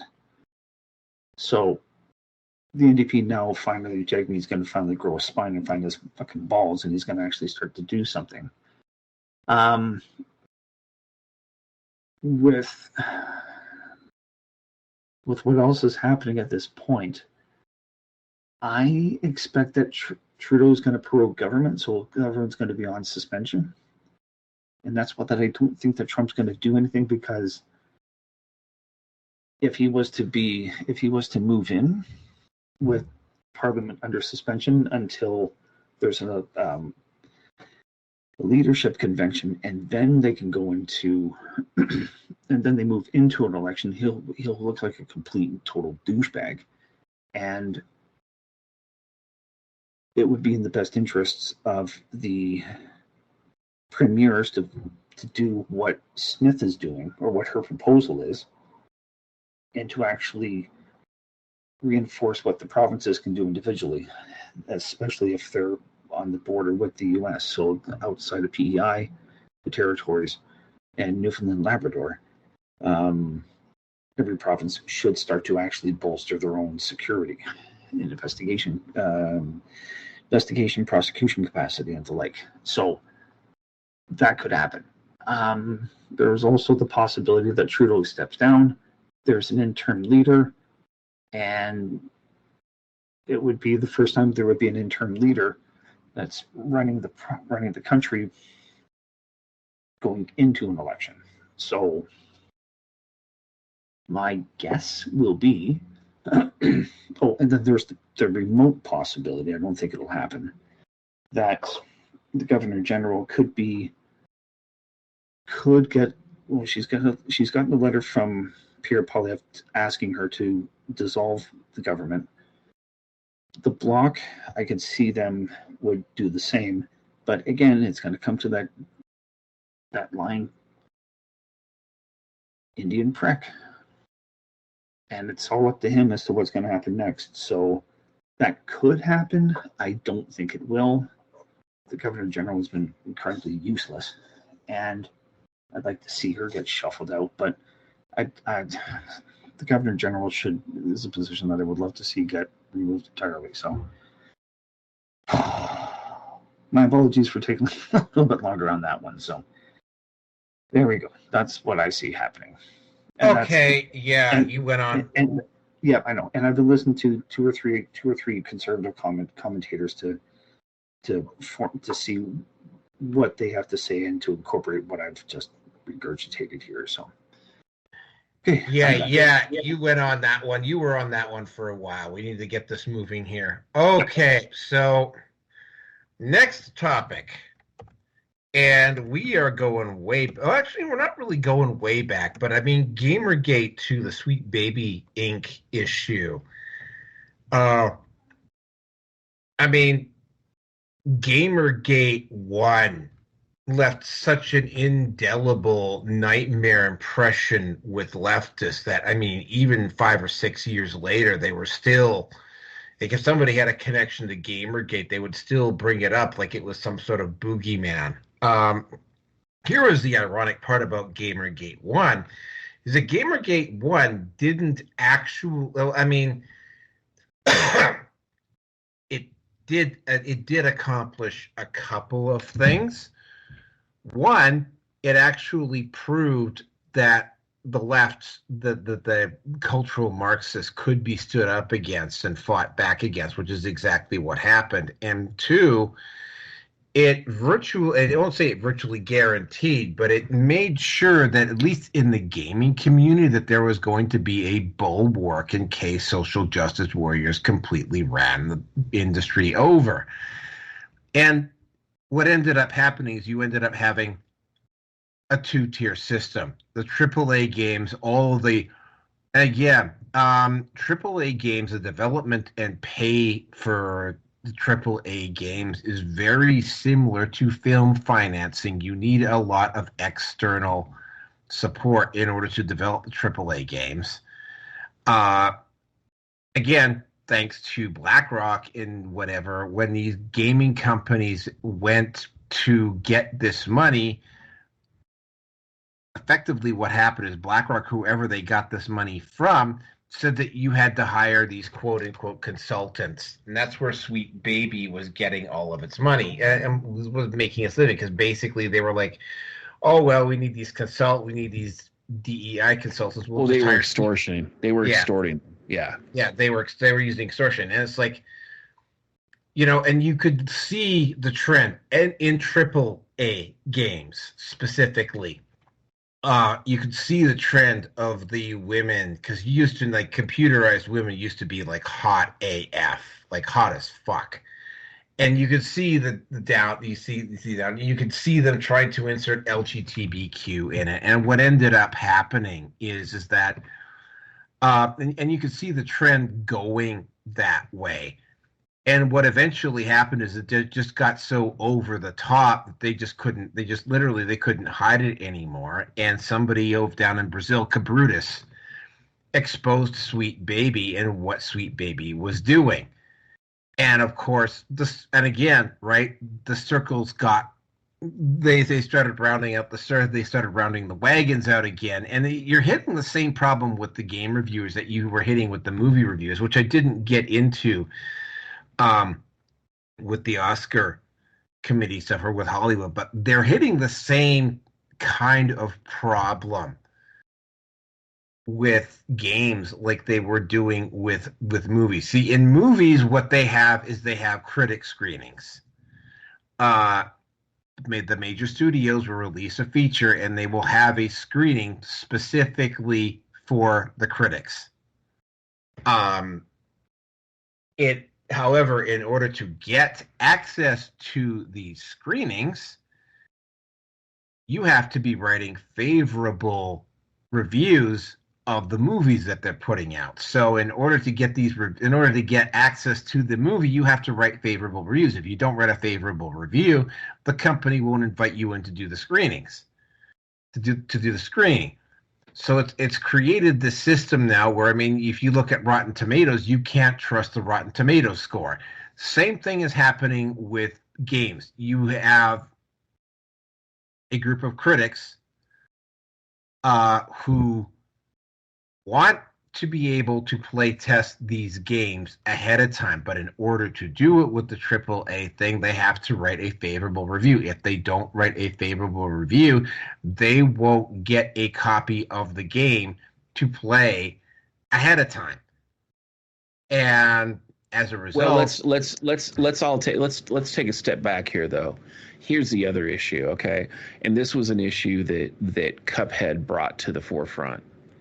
So Cuphead was a game that came out that the game journalists played, and they had to play it on super easy mode in order to write a review on it, because they kept getting raffle stomped by the game because they weren't really gamers, right? And you look at Gamergate, and while a lot of Gamergaters were like, oh yeah, Gamergate won, that was the point. The point was for the gamers to win Gamergate so that they could go to the United Nations, they can go to the NGOs, they can go to all these governments and go, look, these misogynists are doing these horrific things and we need to fight back. And that's what created Sweet Baby, right? Oh yeah, exactly. Exactly. And so they did it quietly. And so now you're in a situation where gaming journalism is dead because all gamer journalists are like, Anita Sarkeesian. Well, they're like film critics. Yeah, they're like the film critics. Yeah, they're propagandists. And you've seen a lot of AAA games fail. Like Ubisoft is on the verge of bankruptcy as a direct result of it. There was a game that came out, a year or two ago about, it was a vampire hunting game. And I can't remember. I remember. And they also did this with Baldur's Gate. There's two games that are currently coming Starfield. out. Oh, Starfield, yeah. I mean, Well, it's just and then you get games, and here's a problem, right? You get these AAA games they're hundreds of millions of dollars to create, and then you have a 5-man team that creates a game like Valheim, which is fantastic, or Starbound 2, I believe, is created by a single developer.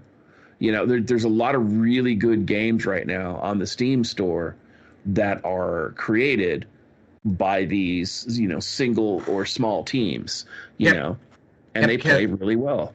Yep. Can I get back to Yeah, the sorry point about that that. I was going to make? So yeah, there's that. There's also the issue that what ended up happening is that with and of course the Gamergate one just kind of like went away. And then of course what ended up happening this time is that they got exposed, and unlike 10 years earlier, this time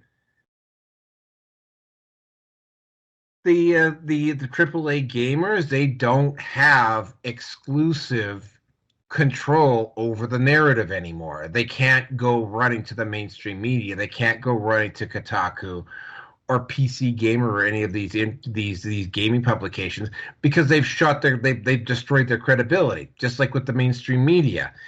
And and of course it's like the best game reviewers are on the internet or on YouTube, or they're on Rumble, or they're on they're on the alt channels. It's like, and this time, when just like the last time they started rolling out the misogyny and all that sort of stuff, like this time it just wasn't able to drown out the critics, because the critics had because the people on the anti Sweet Baby side had a larger voice.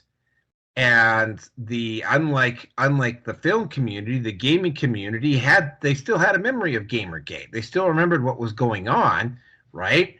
And a lot of the companies that had hired Sweet Baby suddenly said, "Oh no, we're not doing business with you anymore," and they started running away. So what ended up happening here is that they went to the next level with this. They went, and I swear to God, this actually happened. They went to Metacritic, and they asked Metacritic to do the same thing with games that Rotten Tomato had done with movies. And Metacritic said, "No, we're not doing that." Then they actually went to Steam, and they asked Steam to hide the sales numbers. And Steam went, "No, we're not doing that. And we know, and you can make all the threats we want. We know that you're a paper tiger, so go the fuck away." And now they're left with no other. And of course, they went to the mainstream media, and the mainstream media has absolutely pissed away any credibility that they've got.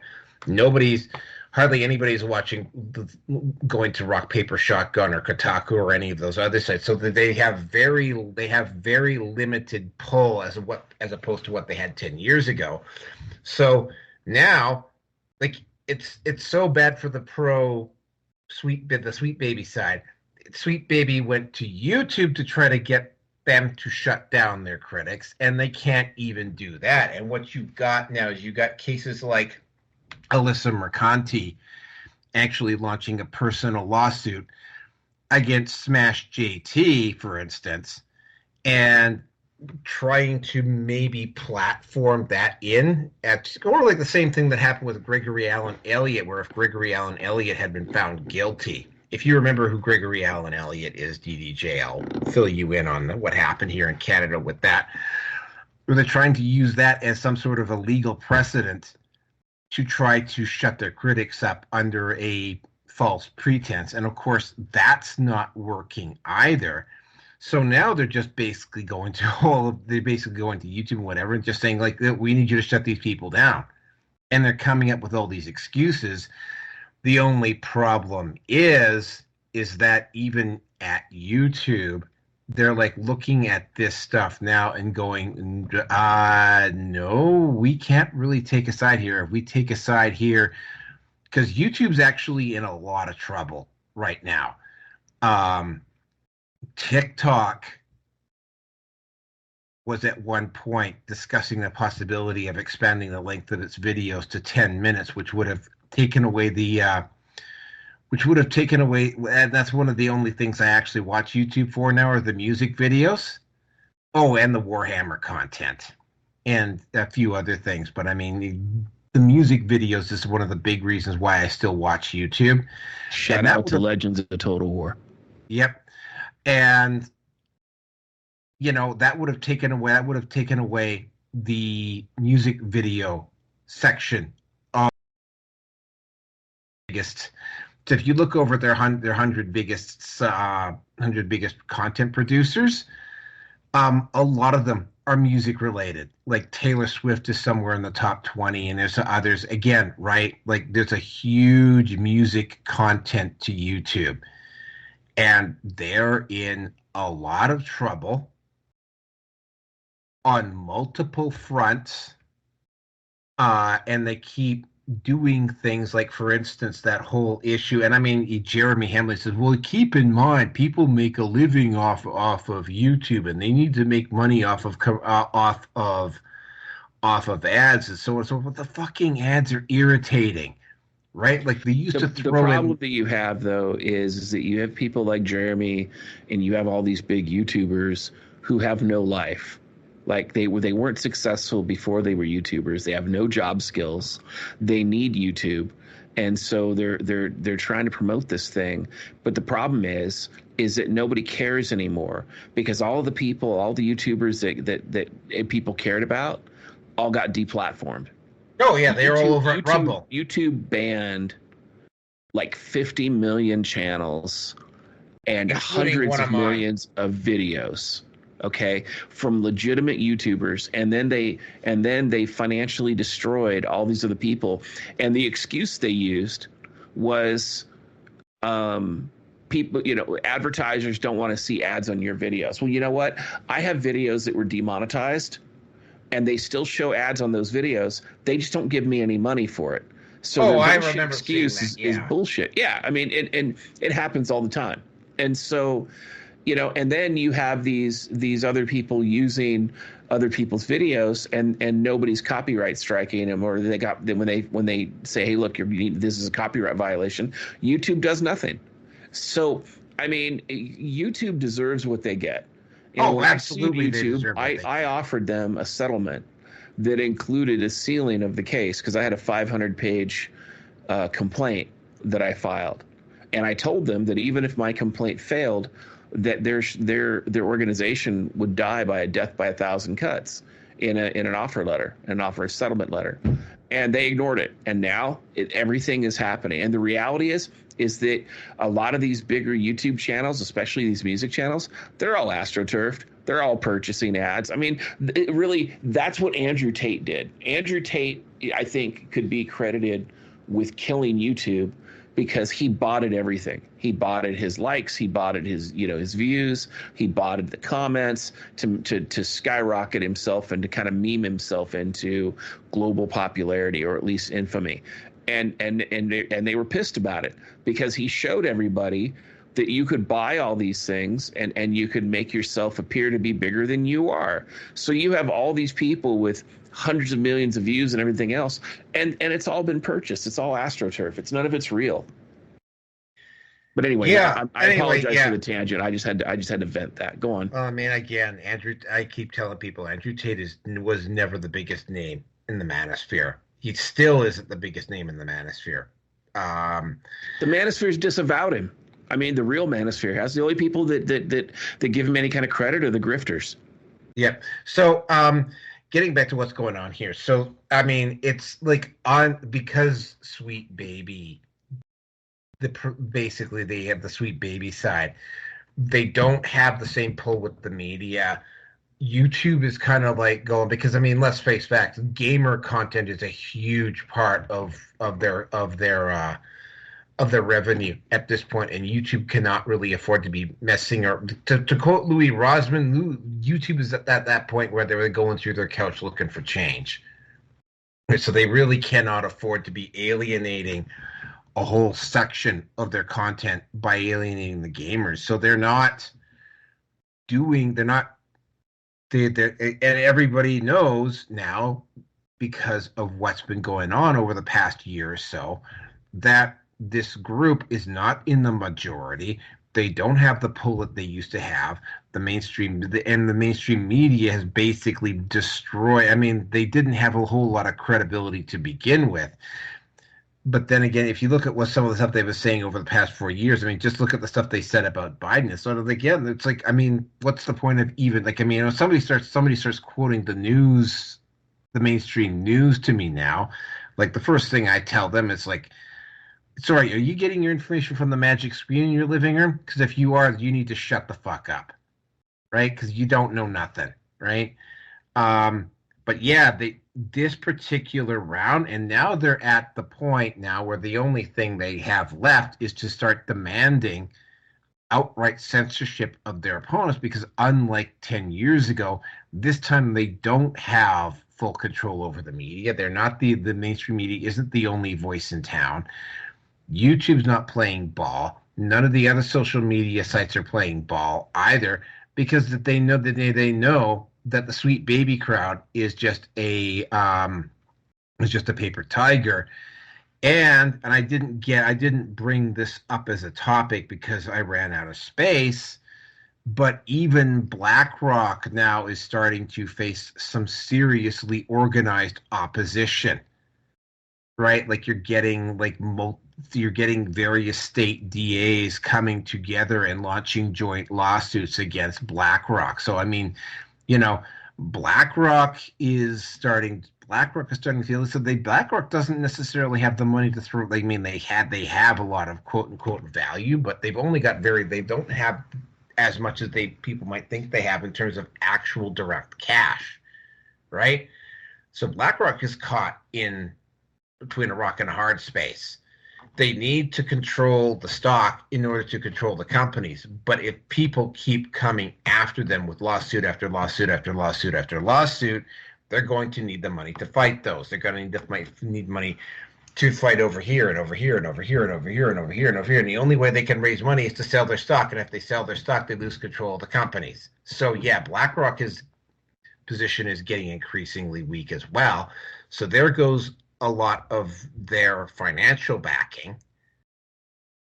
So the only thing they've got left is to demand full-blown censorship, which they're not going to get, because YouTube damn well knows that if they do that, that's going to be, I won't say it's got to be the thing that kills them, but it would be a significant nail in a coffin where YouTube is already starting to hurt. Like, I mean, every time, and I've talked about this with Rircyn a lot of times because we covered YouTube quite a bit. It's like every time YouTube comes out with another restriction, and Rircyn can back me up on this, the first thing I say is, and Rumble just got a little, Rumble, Odyssey, BitChute, Bredium, they all just got a little bit stronger today, right?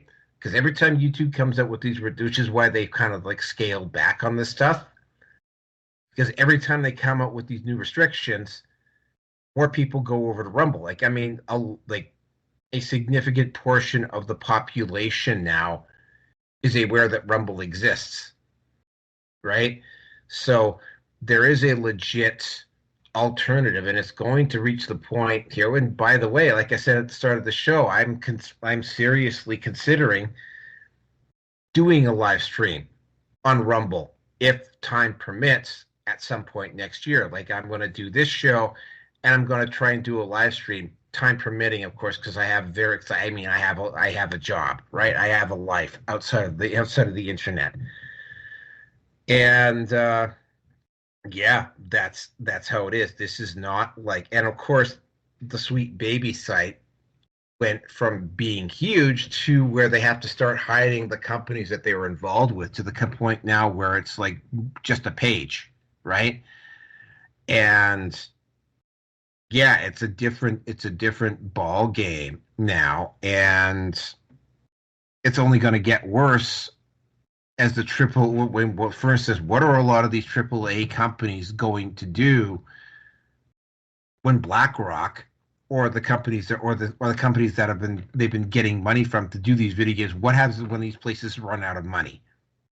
because they Well, are going to run out of let's- money, and let's that's take after it as- UDDJ. Yeah. Yeah, I was gonna say, let's take it a step further too. And you know, when I was tirading earlier, I talked about Ubisoft getting ready to go bankrupt. I mean, that's a huge issue, right?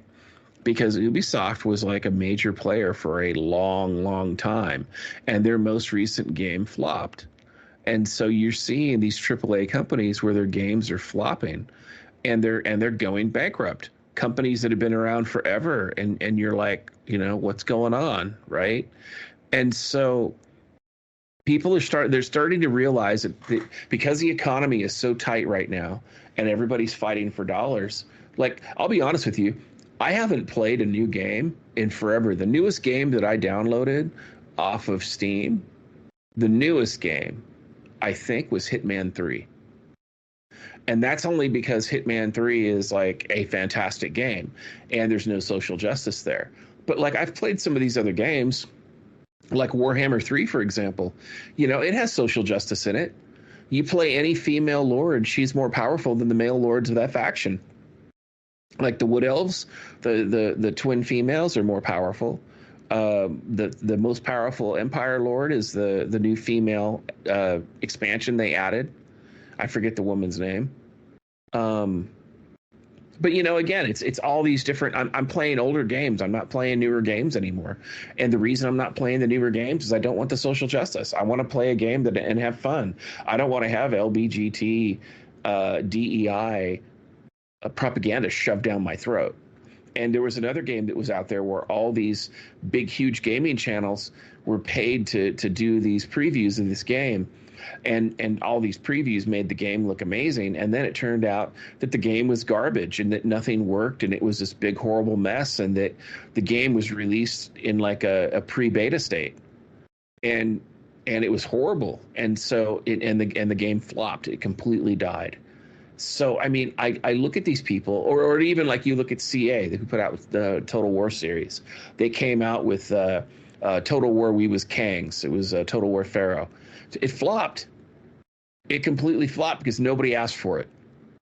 Nobody asked for it. But you have these organizations like Sweet Baby that are pushing this stuff out, and they're like, oh, yeah, well, you know, we've done these polls, and these polls said, fuck you, you know? I mean, why is it that people are going to crowdfunding sources and they're crowdfunding their own games, or they're you know, single developers? And the game I was referring to, by the way, single developer, was Spaceborne.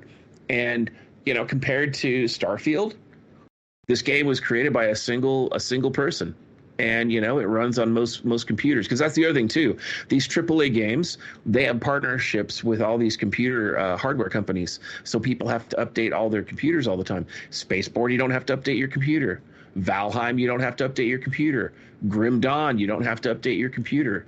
You know, there are a lot of independent games out there that are fantastic that, you know, Blizzard isn't the king it was before because of DEI. You know, you look at all these different games and it's just like, nobody cares about the DEI anymore. Nobody wants it. And Sweet Baby's having all kinds of issues because they're trying to stay relevant and they're trying to get their funding sources. But the problem is that the dollars don't make sense. And so you have these people saying, okay, well, we're going to go ahead and we're going to back off some of these DEI things. You're seeing it across corporate America right now because the economy is shit. There's no discretionary income for these people to invest in dead weight. Because Sweet Baby does not bring any financial value to any of these game companies that they provide. They don't increase sales. They don't increase popularity. And like you said in the beginning, Naroki, you know, gaming journalism is dead. It's dead because they've lost all credibility. And Hollywood is dead. Nobody watches the Oscars. Nobody watches the award shows because nobody cares, right? And they know this, so that's why they're trying to jack up the prices of old movies that people are trying to purchase, because they want you to stream your movies. But let me tell you something. I've been streaming for a while, and I finally decided to go out and repurchase the Blu-ray of Lord of the Rings. And I was watching the Blu-ray version of Lord of the Rings. Oh my God, the fidelity is so much better than streaming it to my television. You know, it's fantastic. It's absolutely fantastic. And after watching on Blu-ray, I'm like, why would I even go to Amazon? Why would I go to Netflix or some of these other places? Why not just buy the Blu-ray and have it? right? And then you have it, and then you have to worry about somebody, licensing it to you, or having Amazon edit out certain content of certain movies because it doesn't fit their DEI narrative. It's all bullshit, right? And so the gamers, they're rejecting it. They're flat out rejecting it. And I mean, CA almost went bankrupt because of the fact that they were giving people stuff nobody asked for. Another good game that people are playing, an independent game, is called War Tales. Because a lot of people like to play turn-based games, and a lot of old tabletop role players like it. But it's a fantastic game. And so all I'm saying is there's a lot of really good games out there that people are playing. And the other thing too, to add insult to injury to DEI and Sweet Baby and BlackRock and the rest of them, the modding community is keeping a lot of these old games alive. You can play any kind of game, any kind of fantasy game you want in Skyrim just by downloading certain sets of mods. You could do the same thing with Fallout 4. There are a lot of different games out there that you can just download mods for them, and you can change the game however you want within reason. They even have a game. Are you guys familiar with World of Darkness, the old vampire tabletop role-playing game? Naroki, are you familiar with that? I've heard of it. I've never played it. Is that under the White Wolf publication? Yeah. So apparently Crusader Kings 3 has a total conversion mod called Princes of Darkness, where you can play Crusader Kings 3 in the vampire universe as a caitiff, and you can move your way up to Vampire Lord as a real-time strategy. I mean, but that's the kind of power the modding community has. The modding communities are keeping these games alive, and they're keeping them relevant. Hearts of Iron, which is a World War II simulation, all kinds of mods for that as well. I mean, so it's just, look, if you look at the modding community and you play a game on PC, you have options that people on console do not have. And that's why I think that it's interesting, because a lot of these gaming companies, they're like, well, you got to buy the new console, and you got to buy the subscription with the console, and you got to buy this and that. When if you have a PC, you can get everything on Steam. I haven't used Windows. I haven't used a Windows machine in over 5 years in any way. And I use nothing but Linux, and all my games run on Linux. And, and I don't use, I'm not like a Linux truist or anything like that. I'm using Linux Mint, but it works. Everything plays. And that's what I'm saying. And you don't have to, and it's free, right? That's the right price. And you can go to Good Old Games, and you can download games, and you can go to Steam and download games, and all these different great games that are out there are still 100% playable. And that's what people are doing. They're not buying the new games anymore because, again, they don't want DEI bullshit anymore. They don't want was Kang's Assassin's Creed Samurai, right? If they want to watch Black Samurai, they can watch the anime, which, by the way, is fantastic. But still, my point is that they just don't want to. They don't want to be forced. That the Black Samurai at Ubisoft just about killed the company. Yeah. So I mean, yeah. I'm pretty much in the same boat as you are, DDJ. The last game that I just bought was MechWarrior 5 Clans. I haven't gotten into it, and that's it is fantastic. It's interesting so far. I mean, it kind of goes off from, what the hell is it, MechWarrior 3 or 4? That was the one that had the bushwhacker. The one that you started off in the bushwhacker, which is a clan mech. Yeah. And yeah, because I've got both Steam and GOG running, and I'm actually on the Linux side of my laptop here. Yeah. I haven't been able to figure out Wine yet, but I mean, I was just playing BattleTech again on Linux, and I'm enjoying it. I've got and what you were saying about the modding, I mean, there's a lot of modding for MechWarrior 5, and I mean, it completely throws out the game balance, but it's so much fun. Oh, yeah. And the regular MechWarrior 5 mods are fantastic. Well, they are. the Steam mods for XCOM and XCOM 2, you can put. I'm much more partial to the Star Wars theme to it, so that makes it more enjoyable for me to play those as well. If I ever get back when I decide to play them all again, and I mean, let me just pull up GOG right now. I'll try to at least anyway. Oh, there it goes. I mean, I've got the Baldur's Gate. I've got the old Eye of the Beholder games, Planescape Torment, the Champions of Krynn from the old SSI games. You know, like I've got those on there. I mean, shit, I've got the Dark Sun. I've got the Dark Sun. Have you ever played? Did you ever like the original Fallout 2? Never got into the franchise, so I can't comment on it. Well, if you ever played Fallout 2 or played like the CRPGs, you like Baldur's Gate and those types of things. Yeah. There's an independent developer from Russia that there's a video game out there on Good Old Games called Atom RPG, post-apocalyptic indie game. Oh, okay. Check it out when it's on sale. It's got a little bit of a learning curve, but it's fun. Yeah, but no, I mean, and I was already starting to say it, and I've said this before again about Star Wars: Old Republic. My interest waxed and waned and waxed and waned. I mean, when it first came out, I loved it. Like there was just so much. It was fun. You had 8 storylines that was incredibly ambitious, and then it dropped down to the good side and the bad side, and became basically Warcraft with lightsabers and blasters. But what turned me off to it finally, and I'm not going back to the game ever again, is that you have the option for women to have 5 o'clock shadow, or female characters to have 5 o'clock shadow.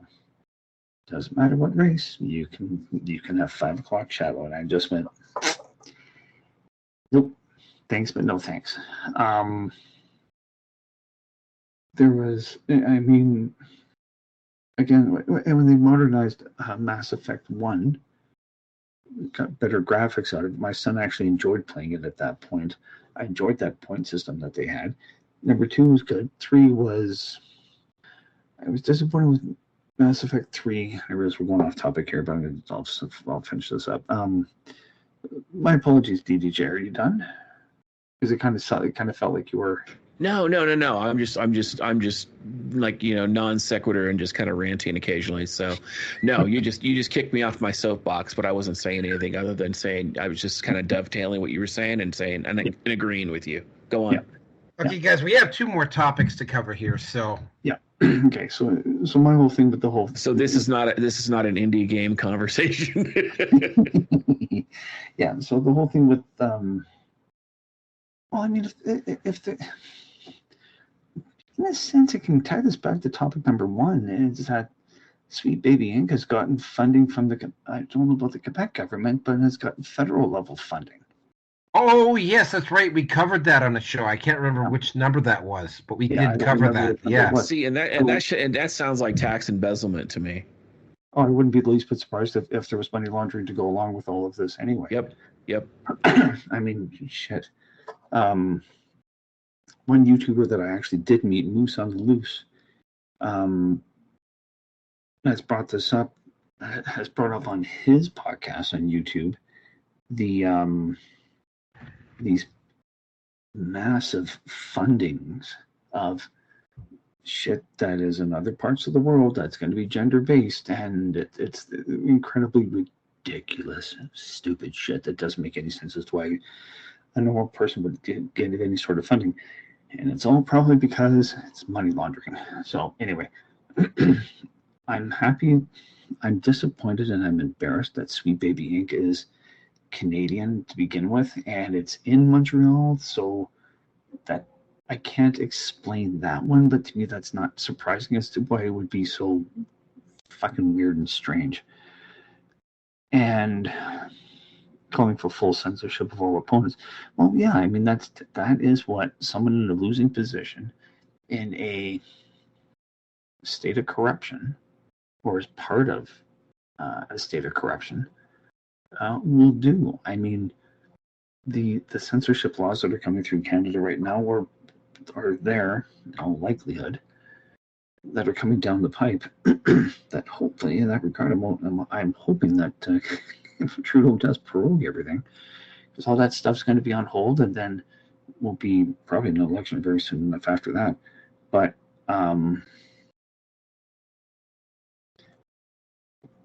you're winning the culture war when companies like Sweet Baby are pulling this shit, that they want censorship and to shut people down that disagree with them or quite happy to call them out.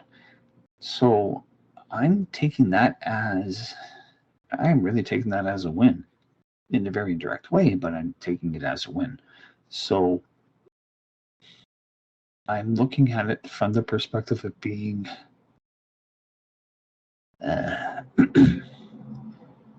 whatever it is that's happening, just keep doing it, and we'll get there eventually, but we'll get there. So, yeah, I don't have any more to say on this one. Well, that went on long enough. Sorry about that. How are you feeling, man? I don't have to start work till 10 o'clock tomorrow morning. Or this morning, so I'm fine. But yeah, right. that went on way longer than I thought it was going to. Okay, next topic. This one is actually kind of fun,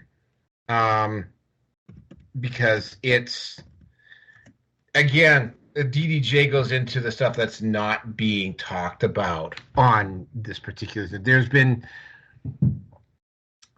a disproportionately large number of drones flying over the New Jersey and New York area, and just inexplicably out of the blue, the New Jersey government suddenly decides that they're just going to ban drones altogether. Now, what's not being talked about in the media, and of course you've got a lot of the tinfoil hats saying it's aliens and whatever, but it's not the flight levels of the drones and how they're acting and the sophistication of some of these drones and some of the photos that have been taken of them clearly indicate that they're of terrestrial origin. So this is not aliens. What's not being talked about so much about all of these drones and what's going on is there has been an inexplicable rise. Don't worry, we're almost at the end here. DDJ there's also been an inexplicable rise in terms of background radiation in this area, and one of the big speculations that's been going on is that somebody has smuggled, and this wouldn't surprise me at all because we were talking about immigration earlier, that somebody has potentially smuggled a dirty nuke into this area, and the government knows about it and is doing everything they can to try and find it. And they haven't found it yet, but it's very clear that they're getting help from the state government, at least particularly from New Jersey, in order to narrow it down. And the thing about nuclear weapons is that, I mean, and this is something that's not very well known about nuclear weapons, is that they have a very particular nuclear signature that if you know what you're looking for, a nuclear weapon that's hidden is actually incredibly easy to find unless it is shielded. And very clearly it's not, because again, right, there's been an inexplicable rise in the background radiation in New York City and in New Jersey, and the amount of activity and the amount of suspicion, like there's also been a disproportionately large number of feds walking around as well, right? They're clearly looking for something. Maybe it's a dirty nuke. All evidence suggests that it is potentially a dirty nuke bomb and that somebody is trying to extort the government. But nobody has, again, probably because they don't want to incite mass panic. Nobody inside the government is currently talking about it, but the activity And again, this is why you have the alternate media, right? The alt media, they've been the ones talking about this, not the mainstream media, right? And again, right, the mainstream media, once again, takes another hit to their credibility. And that's really all I know about it. But yeah, very, very suspicious activity. Again, right, at some point, somebody is going to trigger a nuclear bomb in an act of terrorism. I think that is probably going to happen in our lifetimes. And by the way, a nuclear strike on the eastern seaboard near New York City would probably be enough to start World War III, which is kind of a kind of an event. And with that, I'm going to turn it over to DDJ. Okay, so let's talk about what's not being talked about in the mainstream media, or at least what's being glossed over. Number one, the feds have come out and said that the drones are not conducting any illegal activity and that everything is okay with the drones. That's what they're saying. And in addition to that, nobody's going after them. Are you? So I mean, the reality is that if these drones seriously were a threat and they weren't being sponsored by the government or some private agency subcontracted by the government, then we would know that, right? And so and I think you're right. I think they're searching for something, or they're looking for something, and the government doesn't want everybody to panic, and yet now they're panicking over the drones because these people are booger-eating morons. But the other thing you got to remember too is and now it's creating a greater drone awareness, and people are starting talking about how the fact that there's 1,000 drone flights over the southern border in the United States being flown by the cartels every month. And so the cartels are using drones to cross over the United States and to control the border. In addition to that, a lot of military bases, specifically military bases in the United States that are adjacent to farmland owned by China, have been subject to drone flyovers as well. Now, the thing is that if you fly over a military base, like with a plane, you can be shot down. You could be shot down.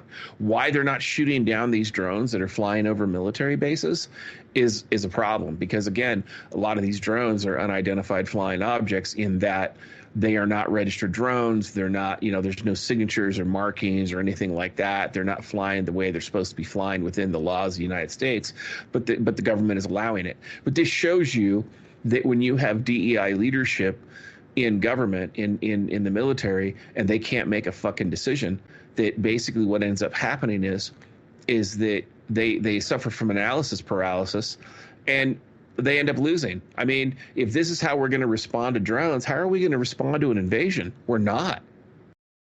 The reality is we're not as Americans. It's not going to happen. And so that's, I mean, that right there should be disturbing, because the fact of the matter is that you've got potentially hostile actors, whether they be foreign or domestic, that are violating government airspace, and no one's doing a thing. No one's saying stop that, right? I mean, think about it. How much money do you think it costs to fly for the cartels to fly 1,000 drone flights every month over the southern border? That's got to be a significant investment. And these drones are beyond what commercial drones are, the ones in New Jersey. So you're talking about drones that are at least as advanced as Reaper drones. So, I mean, this is a problem. It's a serious problem on our hands. And the public deserves to have answers. And if the government has information, they need to tell the public what's going on. And here's the thing too: there was nuclear material missing from the New Jersey area, and they're like, "Oh yeah, we found it." But here's the other problem. Okay, if you go back like five or 6 years, there have been heists of nuclear material in transit all over the world. Not just in the United States, but in South America and other places as well, where nuclear material, weapons-grade nuclear material, has been stolen, and some of it's been sold on the black market. So it wouldn't take a whole lot for somebody to create a dirty bomb out of black market nuclear material. I mean, absolutely. It's in fact that's how they're expecting the reality is that these people They're inviting all these illegal foreign nationals, and they're financing them, through the Clinton Foundation and through all these NGOs, the United Nations, and they're basically bringing in enemies of the state into the United States, creating sleeper cells and all these other things. And it's like, you know what? I mean, unfortunately, here's the thing. Like, I want to be sympathetic. I do. I want to be in a situation where I'm like, yeah, that we need to really, if it's a nuke and it goes off, is this a 9/11 thing? But the reality is that I have a hard time being sympathetic, because if a nuke goes off in New York, for example, right, or L.A. or Seattle or Oregon, or like Portland, Oregon, or Chicago or someplace like that, I don't have a lot of sympathy, because those places voted for the tyranny that the United States has suffered for the last 4 years. And if a nuke goes off in one of those places, that's the natural consequence of their vote. That is the natural consequence of their ideology, of their tyranny. And it's not going to galvanize anybody for anything. People aren't going to sit there and mass sign up for the military because we have another Pearl Harbor moment, right? That was created by our own government, or allowed and enabled by our own government. Like, it's just not going to happen. Look at 9/11. Recruitment numbers didn't go up after 9/11. They just didn't. People were upset about it, but then when people started realizing the government was lying, there was a lot of backlash. It blew up in their face. Again, this is sort of like the same theology that Sweet Baby and BlackRock and all these other DEI promoting assholes, how they create this narrative, and they're like, and they push out these games that nobody asked for and nobody wants. And that's what they're trying to do with a lot of these political situations in the United States. They're trying to push these political narratives, and nobody believes them anymore. All the institutions in the United States that have been taken over by communism and DEI and feminism and LBGT, nobody trusts them.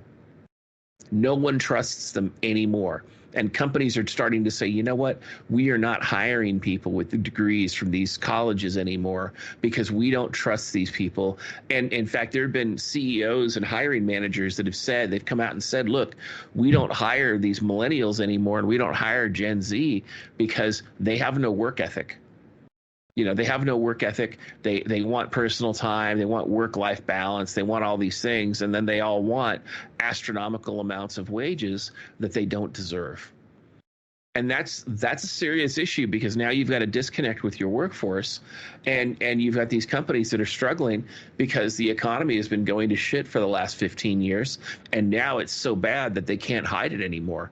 And so when you have a situation like this that comes up, where you have a scenario where, there's a possible foreign invasion, or you have domestic actors that are acting on behalf of a foreign nation, like say China, for example. And I bring China up because every 6 months they're arresting somebody for being a Chinese spy.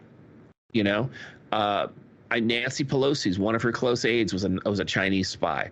There was another, I think he was a senator or a rep out of California. Same thing. He was sleeping with a Chinese spy. You've got Chinese spies. Oh, she was hot as fuck. Oh yeah. But I'm just saying, but you look at all these people, right? And it's just these colleges. These colleges are, they've got professors that are associated with the Chinese government. You've got these military people that are selling secrets to the Chinese government. Like, why haven't we put trade embargoes on the Chinese government for all the espionage they've been doing in the United States? I mean, that tells you how much influence they have. And I'm using them as an example. Like, they're not the boogeyman today, right? I'm using them as an example to show you that, look, we have laws in place to stop this sort of thing. We're not enforcing them.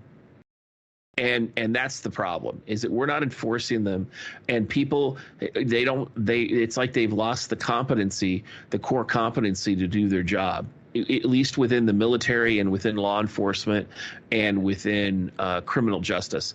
Nobody's actually doing their job. You've got these people running around that are career criminals, and they're getting no bail. And then the second that a Caucasian person defends an innocent victim from one of these people, they prosecute that person to the fullest extent of the law, knowing that that person's innocent, knowing from day one. And it's absolutely ridiculous. And so I think that, at the end of the day, when we look at these drones, there's drones all over the country right now. I mean, I'm out in the middle of nowhere. I saw half a dozen drones in the last, 3 weeks flying over farmland, and don't even get me started on the chemtrails. So I'm just saying, I think that at the end of the day, the government knows something. They're not telling the public.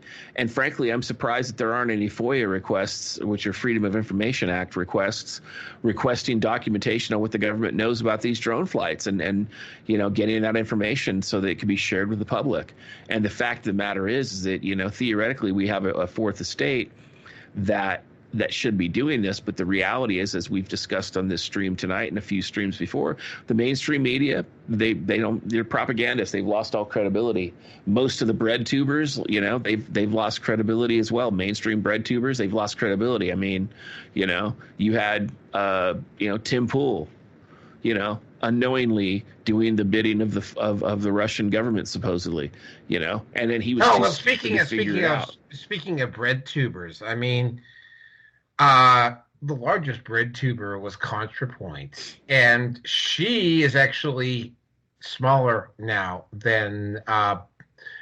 Well, first of all, she got overtaken by a corpse in Kevin Samuels. Kevin Samuels. Oh, I know. I remember Kevin. Numbers. Yeah. And now, whatever is also the bread tubers have basically topped out. In fact, the bread tubers,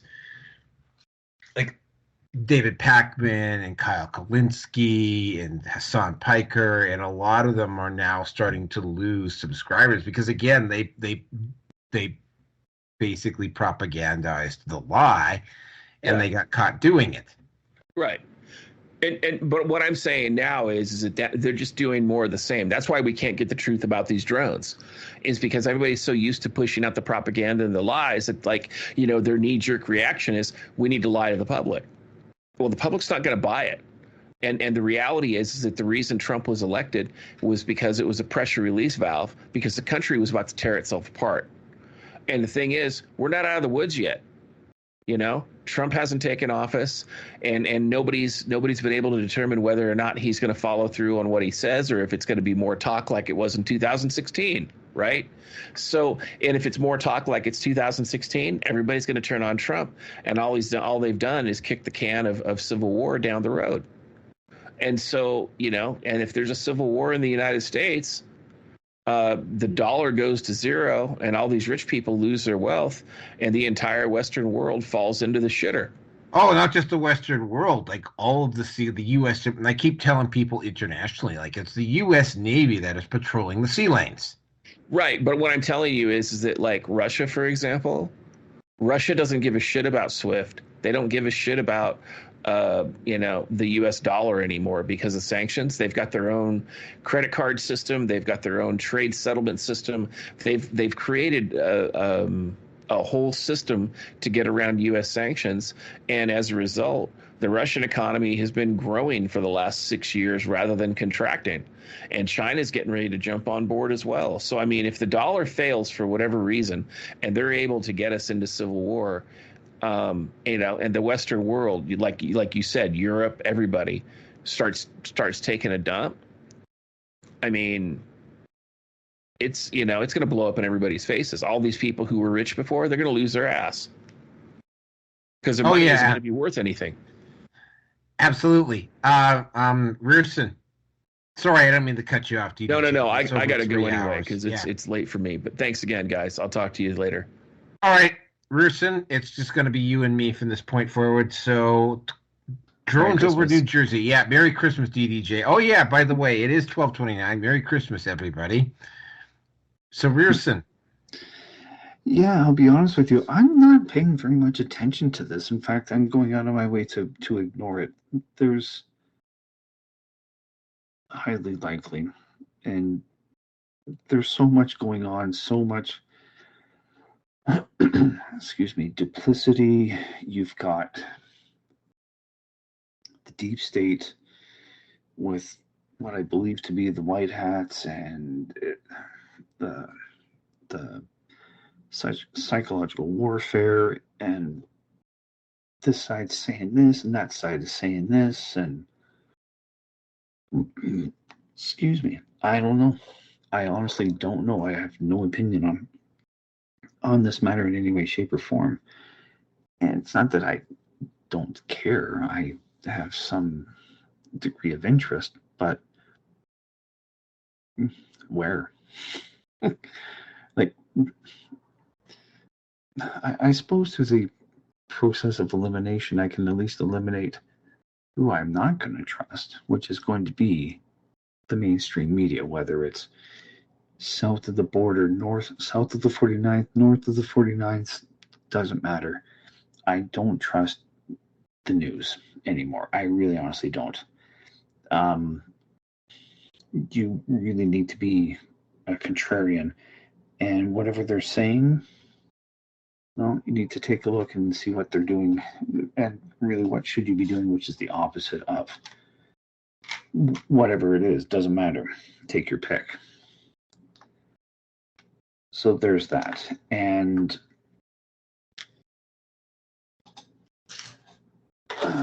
I care, but I don't care that much. I mean, there's just so much else that's going on right now, and it's nuts. It is absolutely insane. So, yeah. You're not going to get a reaction from me on this, and I suppose in a sense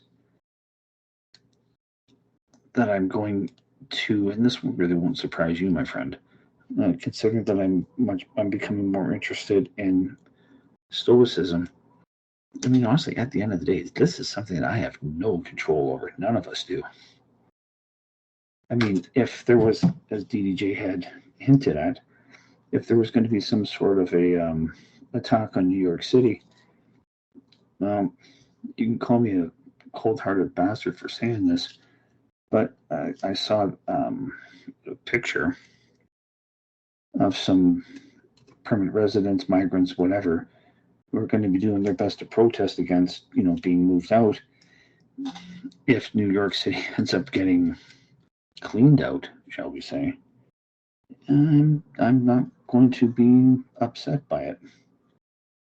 There's people that I wouldn't want them to be there. I don't want them to be here in this country, so it'll just end up being, I mean, let's be honest, it really is going to end up being just a smokescreen for more fuckery that's going on in the world right now. So I care, folks, but there's nothing I can do about this one, and I'm not going to lose any sleep over it. So I got nothing to say on that one any more than that.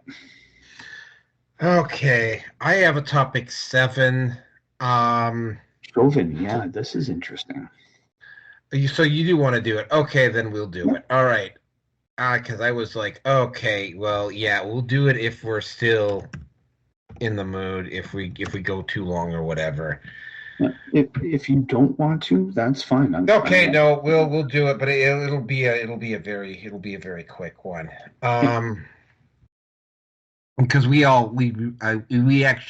covered the Chauvin trial while it was going on. Yep. Very clear that it was jury intimidation. Very, very clear that Chauvin was going to be declared guilty. In fact, he was going to be, even if he had been somehow found innocent, the FBI was sitting outside with another arrest warrant. They were going to rearrest him the moment he walked out of the courthouse. Yep.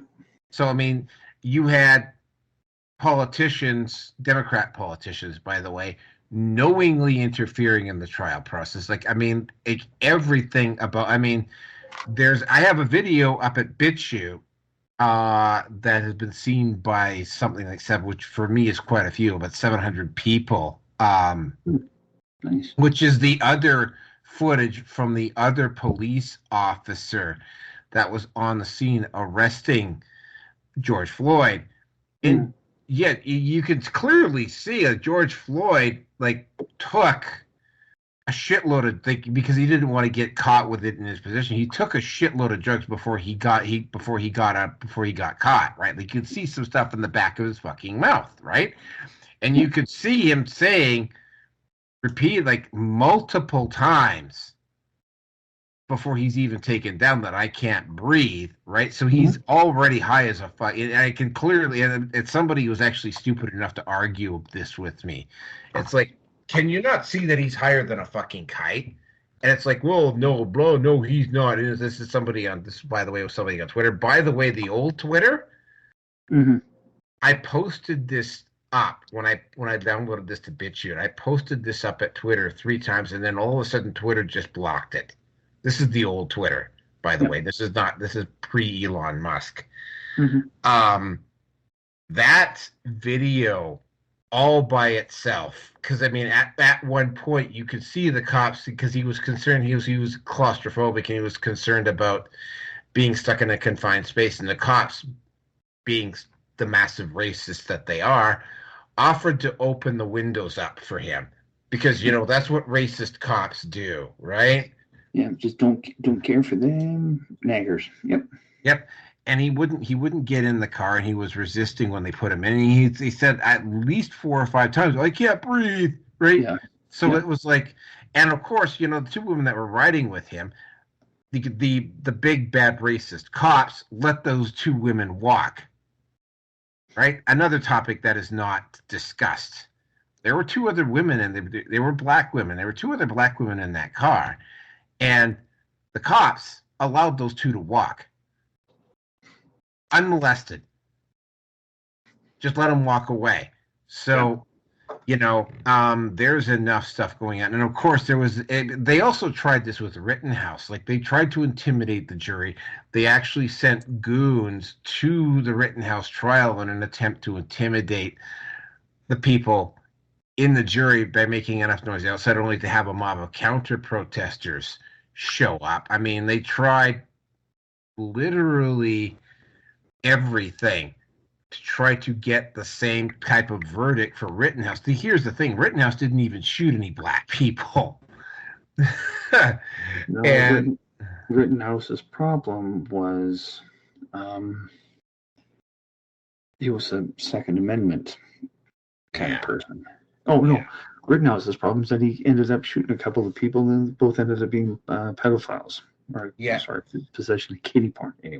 Anyway, yeah. So it was like the whole, like, he did not get a fair trial. And even if he had somehow been found not guilty, the FBI was going to arrest him. So, I mean, it was a kangaroo court. I mean, the defense lawyers for Derek Chauvin literally demanded a change of location because of what was going on in Minnesota, and the judge refused. That right there is worthy of an appeal right away. And of course, they dragged their ass on the appeal, and they only started making moves on the appeal. And again, I want to say because of Trump, but it's like, they only made the moves on the appeal because they had to. So it's and there was a lot of evidence. And here was the big one. There were 2 autopsies done, and the autopsy done by the city was not heard in court. And he had a lesion in his heart, so he took it, and he had enough drugs in his system to kill multiple people. And of course, if he had a problem with his heart and he took that much stimulant, of course he was going to have issues, right? Yeah. And again, that stuff was not allowed to be presented as evidence. So it's like there's a lot of stuff around Derek Chauvin that was not presented or not allowed to be presented. They didn't allow them to move to a city outside of where the event took place, and they allowed politicians to go in and bait. Well, one of the politicians actually was calling for open violence, right? And it's like, so yeah, it was. They were terrorizing the town. They were intimidating the jury.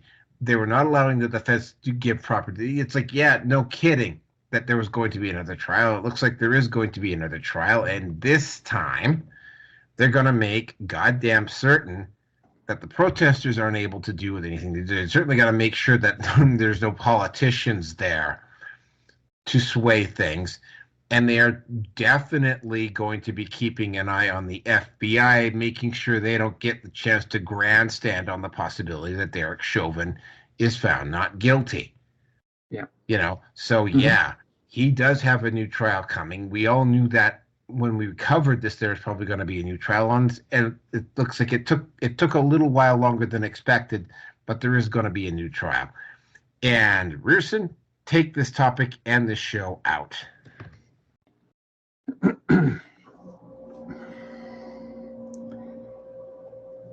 I'm becoming more contrarian as I'm getting older, and I'm just... What happened with Chauvin, I wasn't completely behind him on this one. So I wasn't behind the mass hysteria against him. No matter what he did, he was set up, and he was taking the fall for this. And anyone that believes that the American and Canadian justice system, for that matter, European, Australia, New Zealand, whatever, is fair and there's no interference, I will gonna say no. Absolutely not. I mean, with all of the things that we have covered, I'm surprised that I just haven't totally just said, fuck this with society, I'm out. I'm getting close, but I'm not there yet. And there were bits and pieces that you reminded me of what happened with the whole thing with Floyd. And I'll admit I completely forgot most of them. But there was enough doubt. But again, anybody that is not directly anyone that's not directly connected or related to what's going on with this, with the Chauvin case, there's really nothing you'd be able to do. I mean, no doubt the politicians that were wanting violence and the like, I'm pretty sure I wouldn't be surprised if they were non-white and if they were Democrats. I mean, how much of this was hyped up with BLM? And how much has BLM actually done to make lives better for blacks in America? No, they haven't. They've done nothing. Nothing at all. So, again, with what I had said about the drones with New Jersey, I take some interest in what's happened with all of this. But I'm doing my best not to let it affect me emotionally. And I've got other things in my life that are much more important to worry about and to think of. But the level of fuckery, the amount of interference with Lady Justice is supposed to be blind isn't the case. And again, this is all, you, myself, and I know DDJ would all agree on this one, is that this was just an attempt to keep driving the race card. I don't like using that word because it's not right, but it's not right in the sense that it's not accurate. But racial tension is the one thing that the powers that be, the deep state, needs to have to help. It's one of the components that needs to occur to bring down America, because America is the last bastion. Because if America falls, it's game over. So the shit that we went through with the 1984 virus, with the trucker protest convoys and people getting their accounts frozen, and the not so subtle attempt to bring in the social credit system, social credit scores for the Chinese government. All of these things are adding up, and if things don't change, and I think they will, it'll change for the better. Just people have to wake up, and I think we'll end up getting an 8-year reprieve south of the border, maybe 12. I expect that if Vance sticks around and he becomes president after Trump is done, who knows what's going to happen with all of that? I don't know. We'll see. So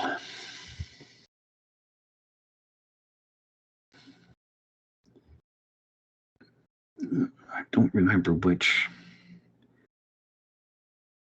There was a retrial or something to that effect where exculpatory evidence was now finally being brought in for a retrial, and I don't remember what it was. I think it might have been Chauvin. I don't remember. But the district attorneys are supposed to be doing this on a level playing field, but they're breaking their own rules. So this really is a case of two-tier justice system, maybe 3 tiers, who knows, perhaps even 4. I have no fucking clue. So I'm glad that this is coming out. I'm glad that this is happening. And I'm hoping this is going to start to wake people up as to what level, like I said, what level of fuckery has been going on, that hopefully this will, some people are going to start to actually question what's really happening here. I don't know if he's going to take it. It doesn't really matter anyway. At the end of the day, I'm trying to be more empirical. I'm trying to be more stoic. I'm trying to be more emotionally detached with cases like this, to look and ask what happened, what really happened, and this was circumvented and this wasn't done. Well, why is that? So there's a lot of questions that I hope are going to be asked, but we'll see. And on that note, I got nothing more to say. Yeah, I'm running out of steam here too. So, yeah, I got a lot of editing to do. I just haven't, for whatever reason, over Christmas, I just haven't really felt like doing a lot. Maybe it's because I just need to back off for a bit. I have to get some editing done here fairly quickly.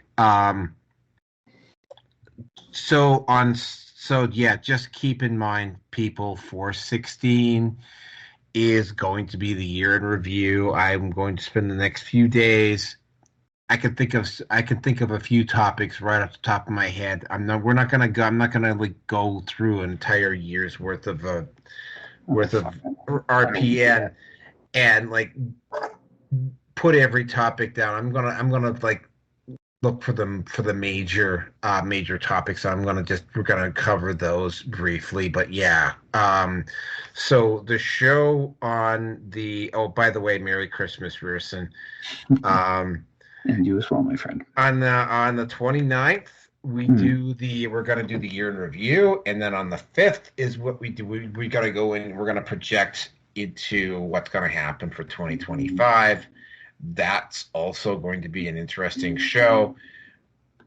I'm not going to do any news this time around because it's going to, I have a feeling that those 2 shows are going to consume a lot of time. But that is it for tonight. We're at 3/20/20 at this point. So yeah, I'm going to call it a night. Thank you very much if you made it all the way through. Like, subscribe.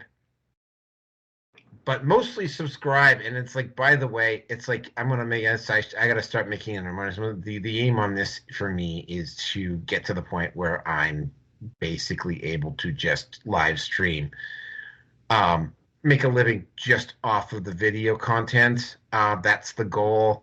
So yeah, if you could get onto my Patreon or whatever and start sending me a few shekels, I would really